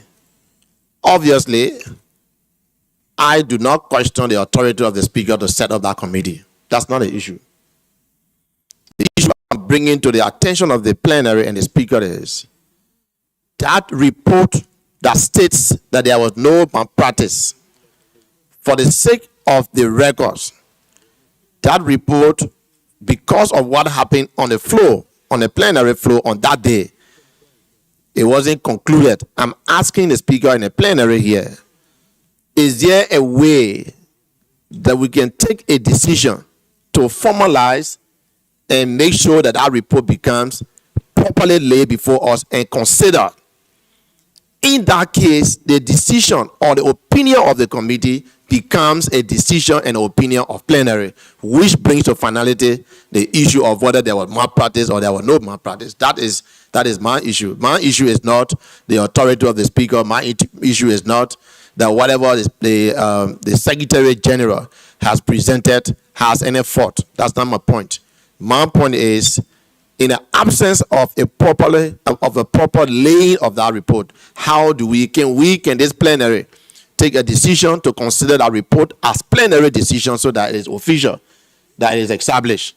That is my point, and I think it's left with the presiding to rule on that.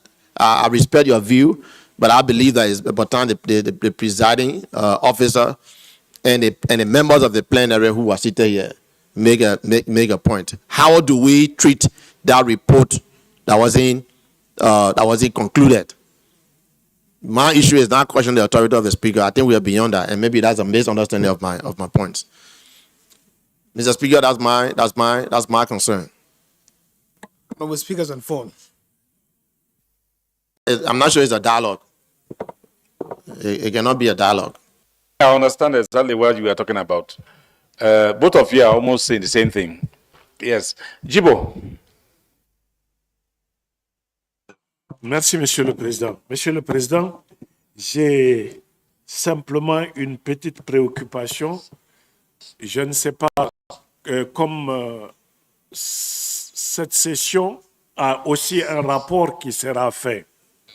Alors, si vous vous reportez à la page 10, dans les recommandations, effectivement, on dit que la plénière a adopté le rapport de la Commission Administration, Finances et Budget, ainsi que le budget du Parlement au titre de l'exercice 2023.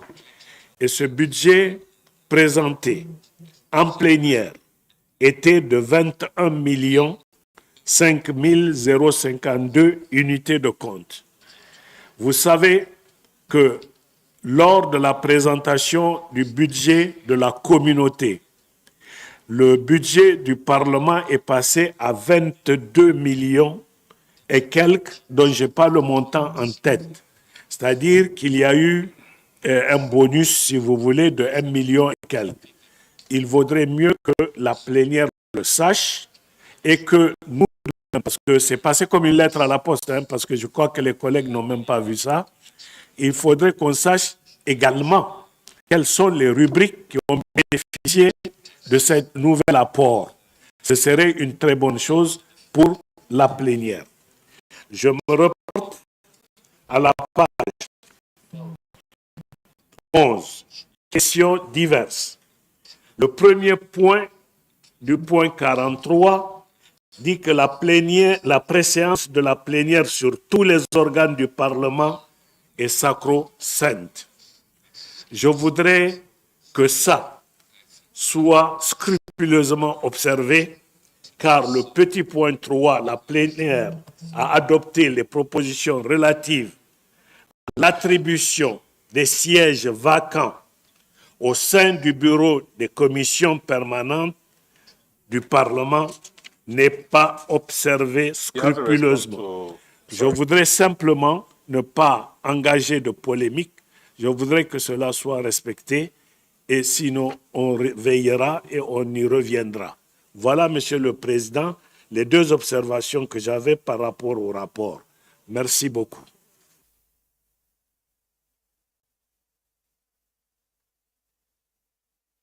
Can you respond to Jibo? Yeah. Okay. Yeah, my concern is that the report, the way it's drafted, actually give us a reflection of what happened in Lomé. We also want to really preside over this concern that me and Masakwa has been discussing, is it appropriate to look at it under AOB? What is the fate of the other committees' fact-find investigation and recruitment? Do we need to resubmit the names for approval and give them terms of reference to work, or we still accept the report to be laid before us because it wasn't given the attention to be presented? That is the bone of contention here. Does it form part of this report, or it must come separately as well? Thank you very much. Maybe I need to, before you come to Ibo, let me just address the issue of the report. First of all, our rules and the Supplementary Act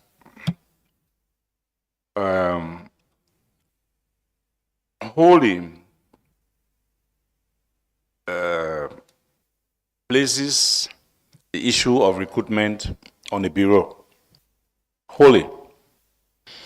There is nowhere in any of the rules in the Supplementary Act or any protocol that talk about plenary. And I believe the reason for that is that we have to understand that one, my role, I'm speaker, but I'm also head of institution like any other institution like the court or WAHO or JIBA or the Auditor General's office. So the Supplementary Act is very, very clear when it comes to recruitment. It's me, the speaker, and the bureau. But then, on this particular issue, the reason why I decided to set up the committee, like I told so many other people, was because credibility issue, integrity issues were now popping up. So, in the interest of the Parliament itself, in the interest of the credibility of the Parliament itself, I decided on relying on the rules to set up the committee in consultation with the Bureau. That committee reported to the Bureau. And the Bureau also took a decision on that recruitment issue in line with the rules and the staff regulations, which simply says that if the independent body, independent committee work on the shortlisting and interview of candidates, that report is submitted to the Speaker, and the Speaker will present that report to the ad hoc committee, to the Bureau, for the Bureau to take a decision. That was done in Lome. So on that particular aspect of the recruitment is over. Based on what the Bureau, the decision of the Bureau, we immediately follow the staff regulations and other protocols and rules by sending all the documents to the Auditor General for vetting. Vetting, if you recall, when the President of the Commission was here, he indicated that one of his responsibilities that the Auditor General has been carrying out, he still has not taken over that particular responsibility, which is vetting for recruitment. So because of that, normally we're supposed to send it to the President of the Commission, but because it is the Auditor General that is handling that particular aspect, because the Commission expects that the auditors will take the documents through the entire process as to whether, to check on compliance issues and things like that.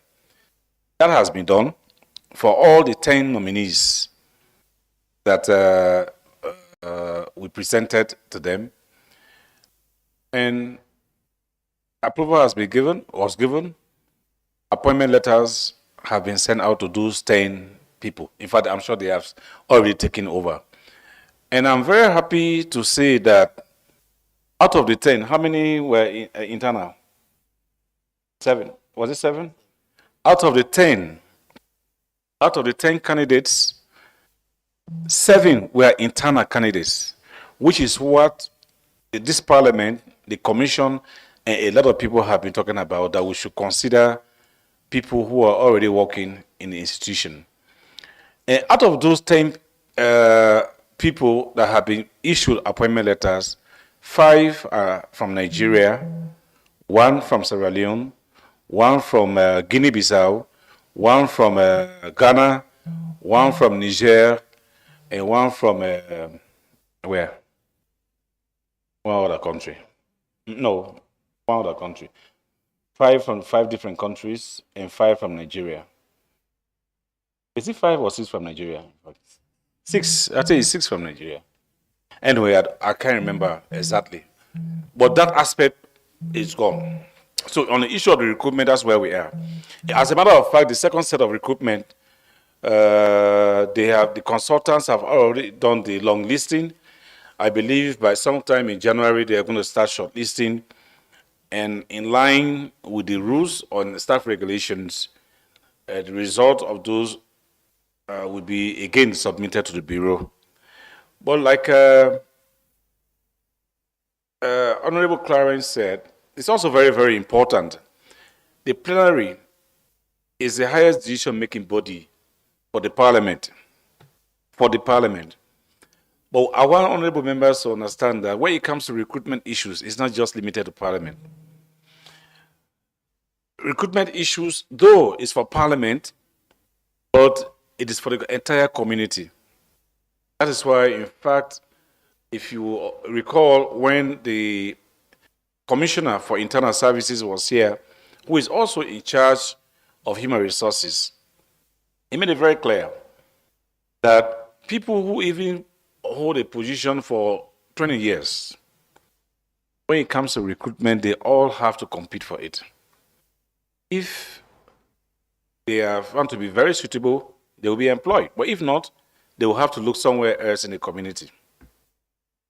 So this report, my idea was, in Lomi, was for the honorable members, for the honorable members to understand clearly what was going on with the report, that the most important aspect of it was that there were no foul play in a parliament recruitment system. And the issue of the P5 position that was also brought up was taken up with the Commission.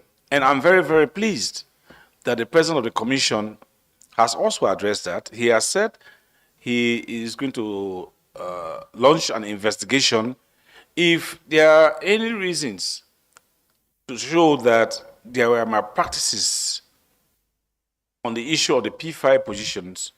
Actions would definitely be taken. So I think we are on the right track so far when it comes to this issue of recruitment. That's all I can say. Yes, Honorable Tonkara. So thank you very much, Honorable Speaker. So in essence, to sum it up, the report should not be laid in Parliament. Personally, to be very, very honest with you, if I should be the one to take a decision, I would still want the chairman of that committee to stand in this Parliament and read that report, personally. But in the absence of that, like I said, everything concerning the particular report, let's say the implementation, it has been implemented already. Because the whole idea of the report was to determine whether the entire recruitment process was in fact transparent and whether it was fair, especially where it was alleged that Nigerians were marginalized. That has been cleared, and the report is out there for every member to see. But I'm sure this body is the best body to determine whether, in fact, we should just consider it as being late, or whatever decision the plenary decides to take on that particular report is fine by me. But for now, on the recruitment, on the issue of the recruitment, and before I even go, before I end the issue on the recruitment, normally the Commission, we ask the Parliament, based on our organogram, to advertise for positions. And based on that, sometime, for example, like the protocol, let's say protocol department. Department, we were asked to advertise for 2 positions in protocol. Because of the finances, we could only do 1 at a time. So we did 1, and then for the second lot, we are doing another 1 for the second lot. But there's also a provision somewhere in one of the documents, whether it's from AFC or somewhere, that I, as Speaker, also has the power to promote a certain category of G staff members, at G from G5 or so, based on their performance and things like that. I can decide to promote them to be professional staff. I have already instructed the Secretary General and the Director of Administration and Finance to look into that. By tomorrow, before I leave, or before this Parliament closes, by tomorrow, I'm setting up a committee to evaluate staff members who, in our opinion, should be promoted from G staff to professional staff. And for those staff members who are here, I just wanted to make it very, very clear that it is not everybody that will be promoted, because the finances are not even there to accommodate so many people to be promoted from G staff to professional staff. So in the event that you did not hear your name, please leave these MPs alone. Don't go and start instigating trouble with the MPs. Oh, I'm supposed to be promoted. No. Promotion is purely based on merit. And that merit, trust me, there may be 10 people who may be qualified. But you know, it is Allah who gives power. So it is that Allah who probably will influence me to say, okay, these 3 people that you're supposed to take these 3. So if you are not among the 3, just leave my MPs alone. Please. Leave them alone. When God says you will be promoted, wallah, you will be promoted. But if you are not promoted at this particular time, number 1, the positions already, like I said, they are going to do shortlisting. I'm sure between now and March, that process will end, this second phase. But I'm sure by the end of this month or early January, another set of advertisements, because we have a lot of vacant positions here, another set of advertisements will go out for recruitment. If you are not recruited, or if you are not among those who are going to be recruited through this channel, the proper channel, or if you are not among those who Allah has chosen that the Honorable Speaker will promote from G staff to professional staff, please wait for your time. Wait, just wait. God will do it. I will tell you a story. The Sierra Leone delegation, Honorable Veronica Sise, Honorable Shaka Sama Malispain, Sheridan Ba is not here. They will tell you, I was supposed to be Speaker of the Sierra Leone Parliament after the elections in 2018. Just 48 hours to me taking over as Speaker.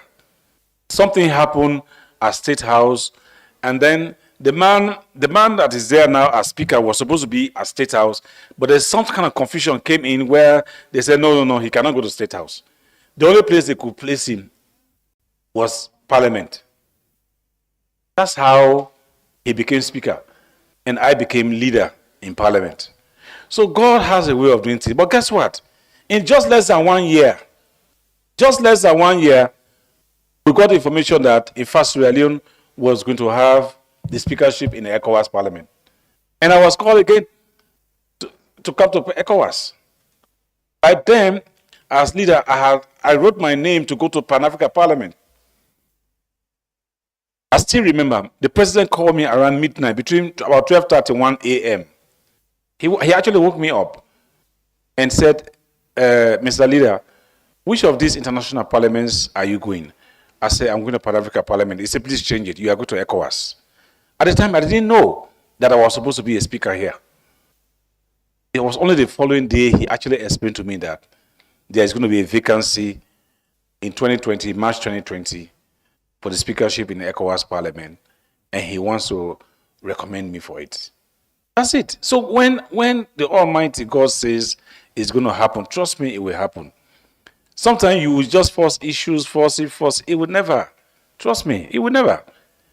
It will just, things will just be chaotic. You see?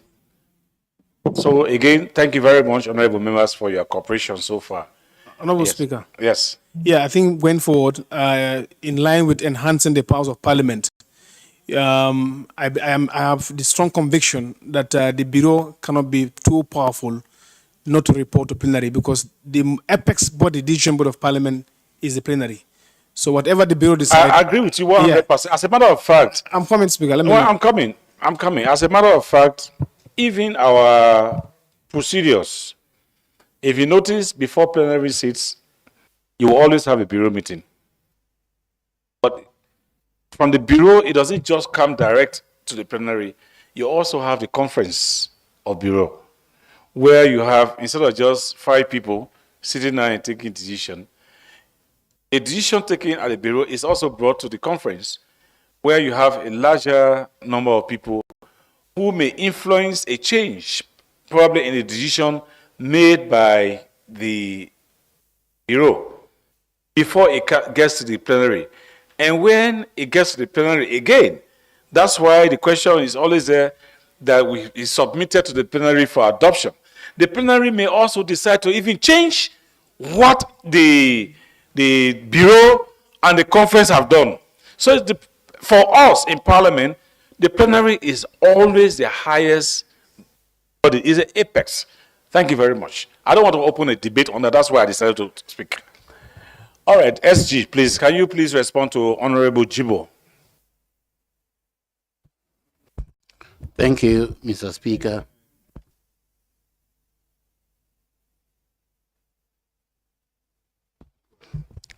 Thank you, Mr. Speaker. Mr. Speaker, Honorable Jibo raised 2 issues. The first one being the additional allocation by the AFC, a recommendation of the AFC to Council to add some additional amount for the running of the Parliament. Mr. Speaker, that was done after the Lome session, so it could not be captured in this. This report is strictly on what happened in Lome, and the figures in this report are the figures that were adopted in Lome. The second point Honorable Jibo raised was the distribution of positions in the Conference of Committees Bureau. This document was also adopted in Lome, and the Speaker has started implementing the decisions of plenary in this regard. So there is no issue in that respect. Thank you, Mr. Speaker.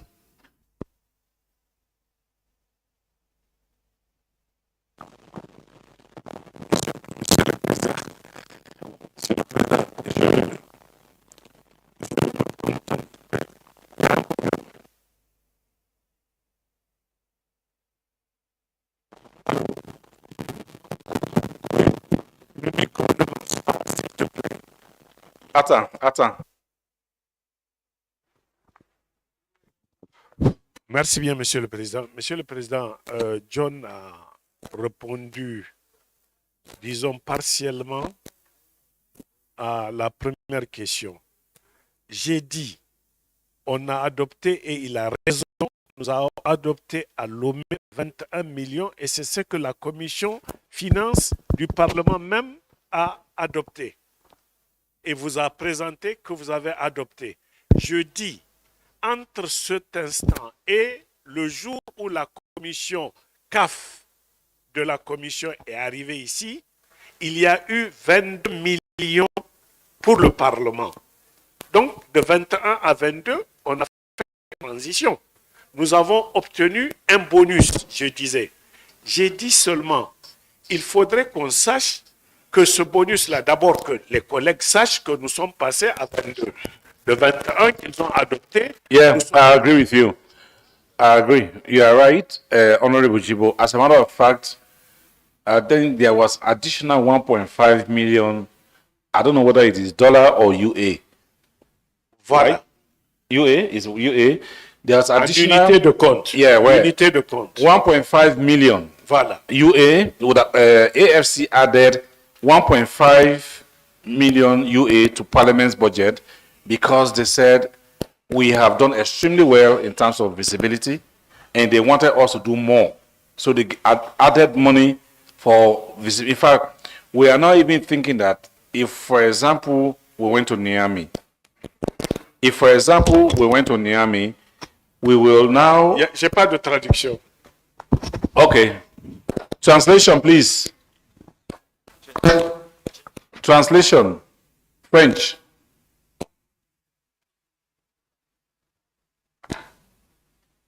Translation.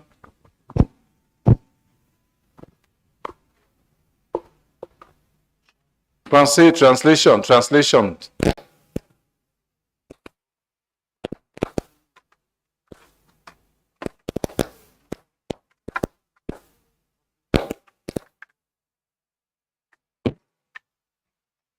Can you check them, please? Check them out, please. Can you find out what is happening? Oui, c'est bon. C'est bon? Oui. Okay. Honorable members, I was saying that the AFC added 1.5 million UA to the Parliament's budget because we have done so well in terms of visibility. They believe that we should do more, especially now that we have the Vision 2050. We are even now thinking that I was expecting this to a few of our colleagues. Now, missions where I normally go, maybe with just 1 or 2 people, will now be probably expanded to something like 5 or 6, and because we have this additional funding.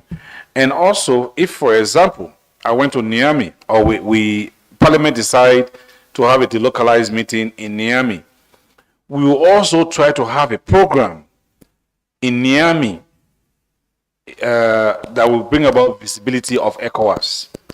In other words, the ECOWAS Commission or the AFC, they are looking up to Parliament when it comes to visibility of this, our community institutions and things like that.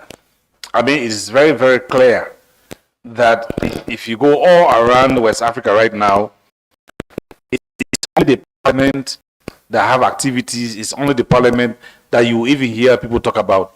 Nobody knows what is happening in WAHO. Nobody knows what is happening in the courts. Nobody knows, even the commission, what is happening there. So they believe that this Parliament should do more. So you are right. It is, I'm very pleased to inform all honorable members that this Parliament got additional 1.5 million units of account for its 2023 budget. Thank you. Voilà. Merci beaucoup, Monsieur le Président. C'est très clair. C'était tout ce que j'avais demandé à ce qu'on fasse. C'est tout. Nous sommes passés de 21 à 22 et voilà ce qui va se passer. Pour la deuxième question, il l'a effleuré. Monsieur le Président, il faut que nous soyons clairs. Moi, j'ai dit je n'engage pas de débat, mais je suis capable également d'engager des débats.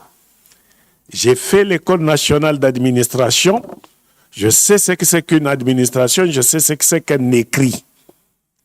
On a écrit, on a réécrit. Tant qu'on ne réécrit pas, on ne peut pas changer. Donc, par rapport à ce qui s'est passé à Lomé, par rapport à ce qui a été lu en plénière pour tout le monde, j'ai dit, pour les affectations des postes, il a été pris une décision et le président de cette séance était le président Tunis. Et la mise en œuvre maintenant a quelque peu varié sur un point. Je voudrais simplement qu'on s'en tienne à ce qui a été fait sans que je ne rentre dans les détails. Je m'arrête à cela. Ceux à qui je m'adresse m'ont compris. Et je voudrais que ce soit très clair. Sinon, je peux revenir là-dessus autant de fois qu'il le faut. Voilà. Merci bien, Monsieur le Président. Je vous remercie. I want to again assure you, Honorable Jibo, that decisions reached in Lomé still stand. No changes. Thank you. Honorable members, I now submit the draft report presented to plenary for adoption. Adopted. Honorable members, dear colleagues, we have exhausted the items on the agenda for our plenary session. The next plenary sitting will take place tomorrow, Thursday, 8 December.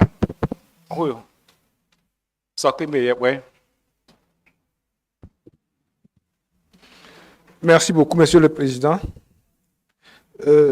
J'ai quelques préoccupations que je voudrais quand même que nous épuisions lors du jour avant de me s'en saisir. Monsieur le Président, c'est par rapport à l'ordre du jour de notre session et au programme de travail qui a été établi au début de cette session. Monsieur le Président, nous étions arrivés ici hier quand on nous disait que le programme a été modifié et on nous avait envoyé des mails modifiant le programme de travail que nous avons adopté en plénière ici, suivant une procédure bien donnée. Je voudrais rappeler que conformément à l'article 58 de notre règlement intérieur, la procédure de modification d'un programme de travail, bien de l'ordre de la session, est bien définie.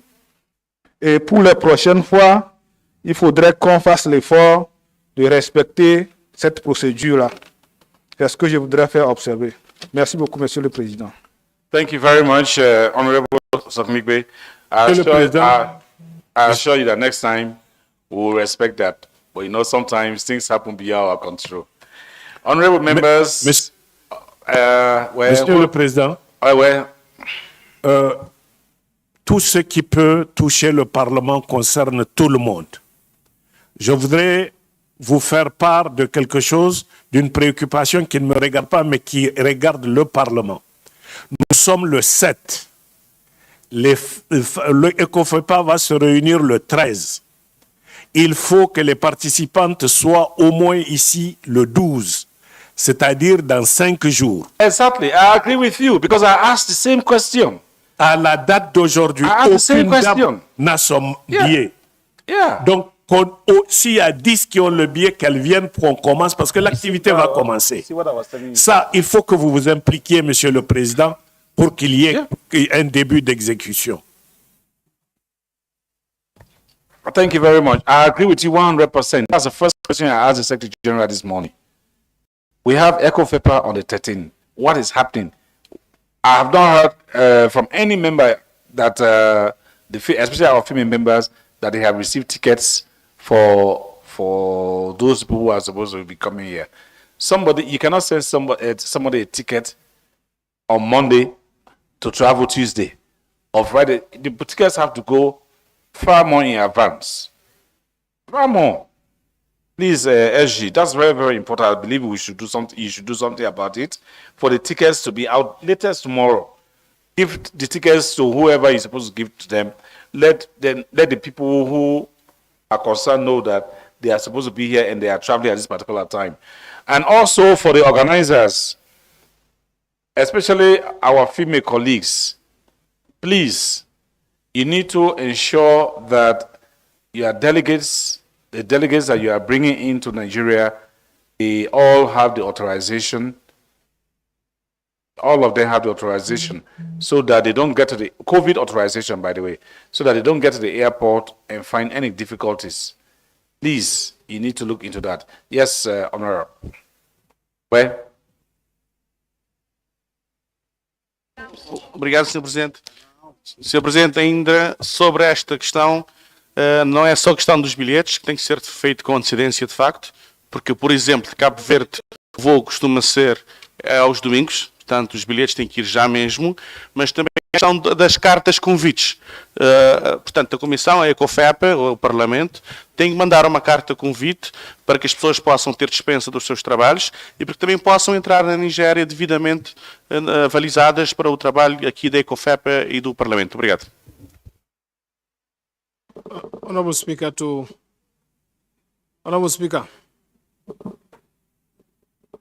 Honorable Speaker. Honorable member, please 1 minute. The Secretary General is just telling me that some of the female parliamentarians have still not submitted their list to the Secretariat.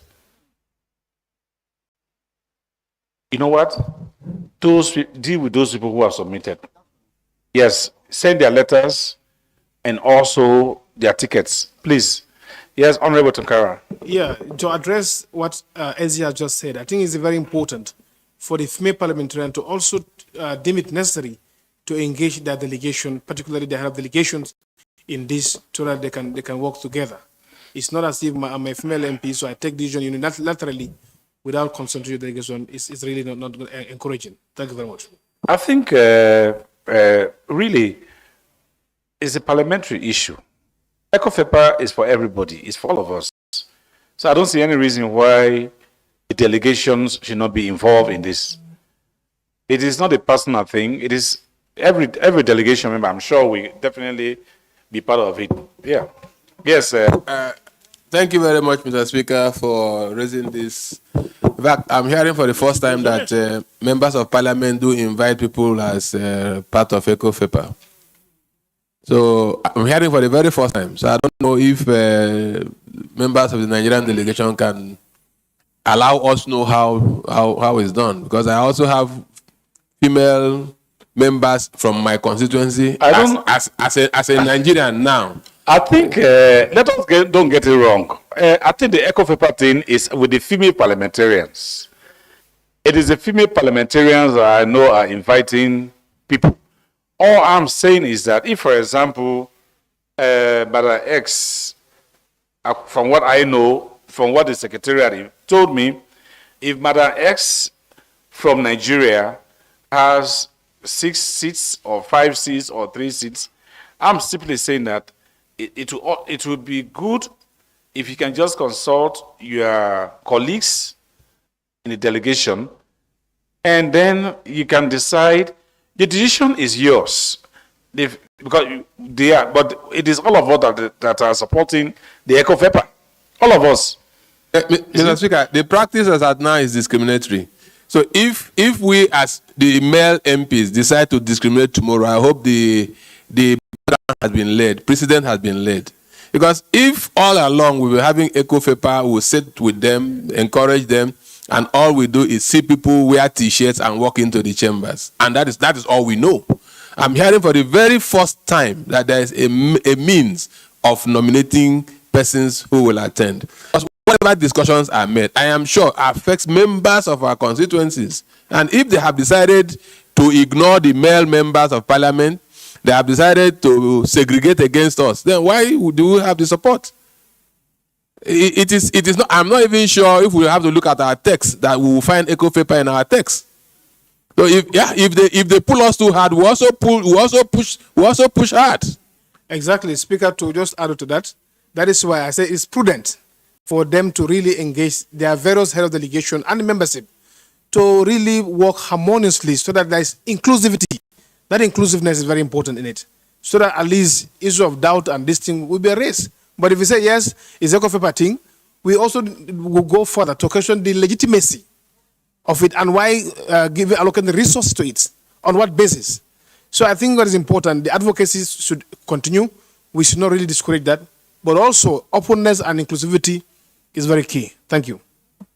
Okay, what I will do, I will talk to the leadership of ECOFEPA, the third deputy speaker, and also Senator Olujimi and a few others. I will talk to them and I will advise. Like I said, I don't want to really interfere too much into what they are doing. Because my business is to guide them, just to guide them.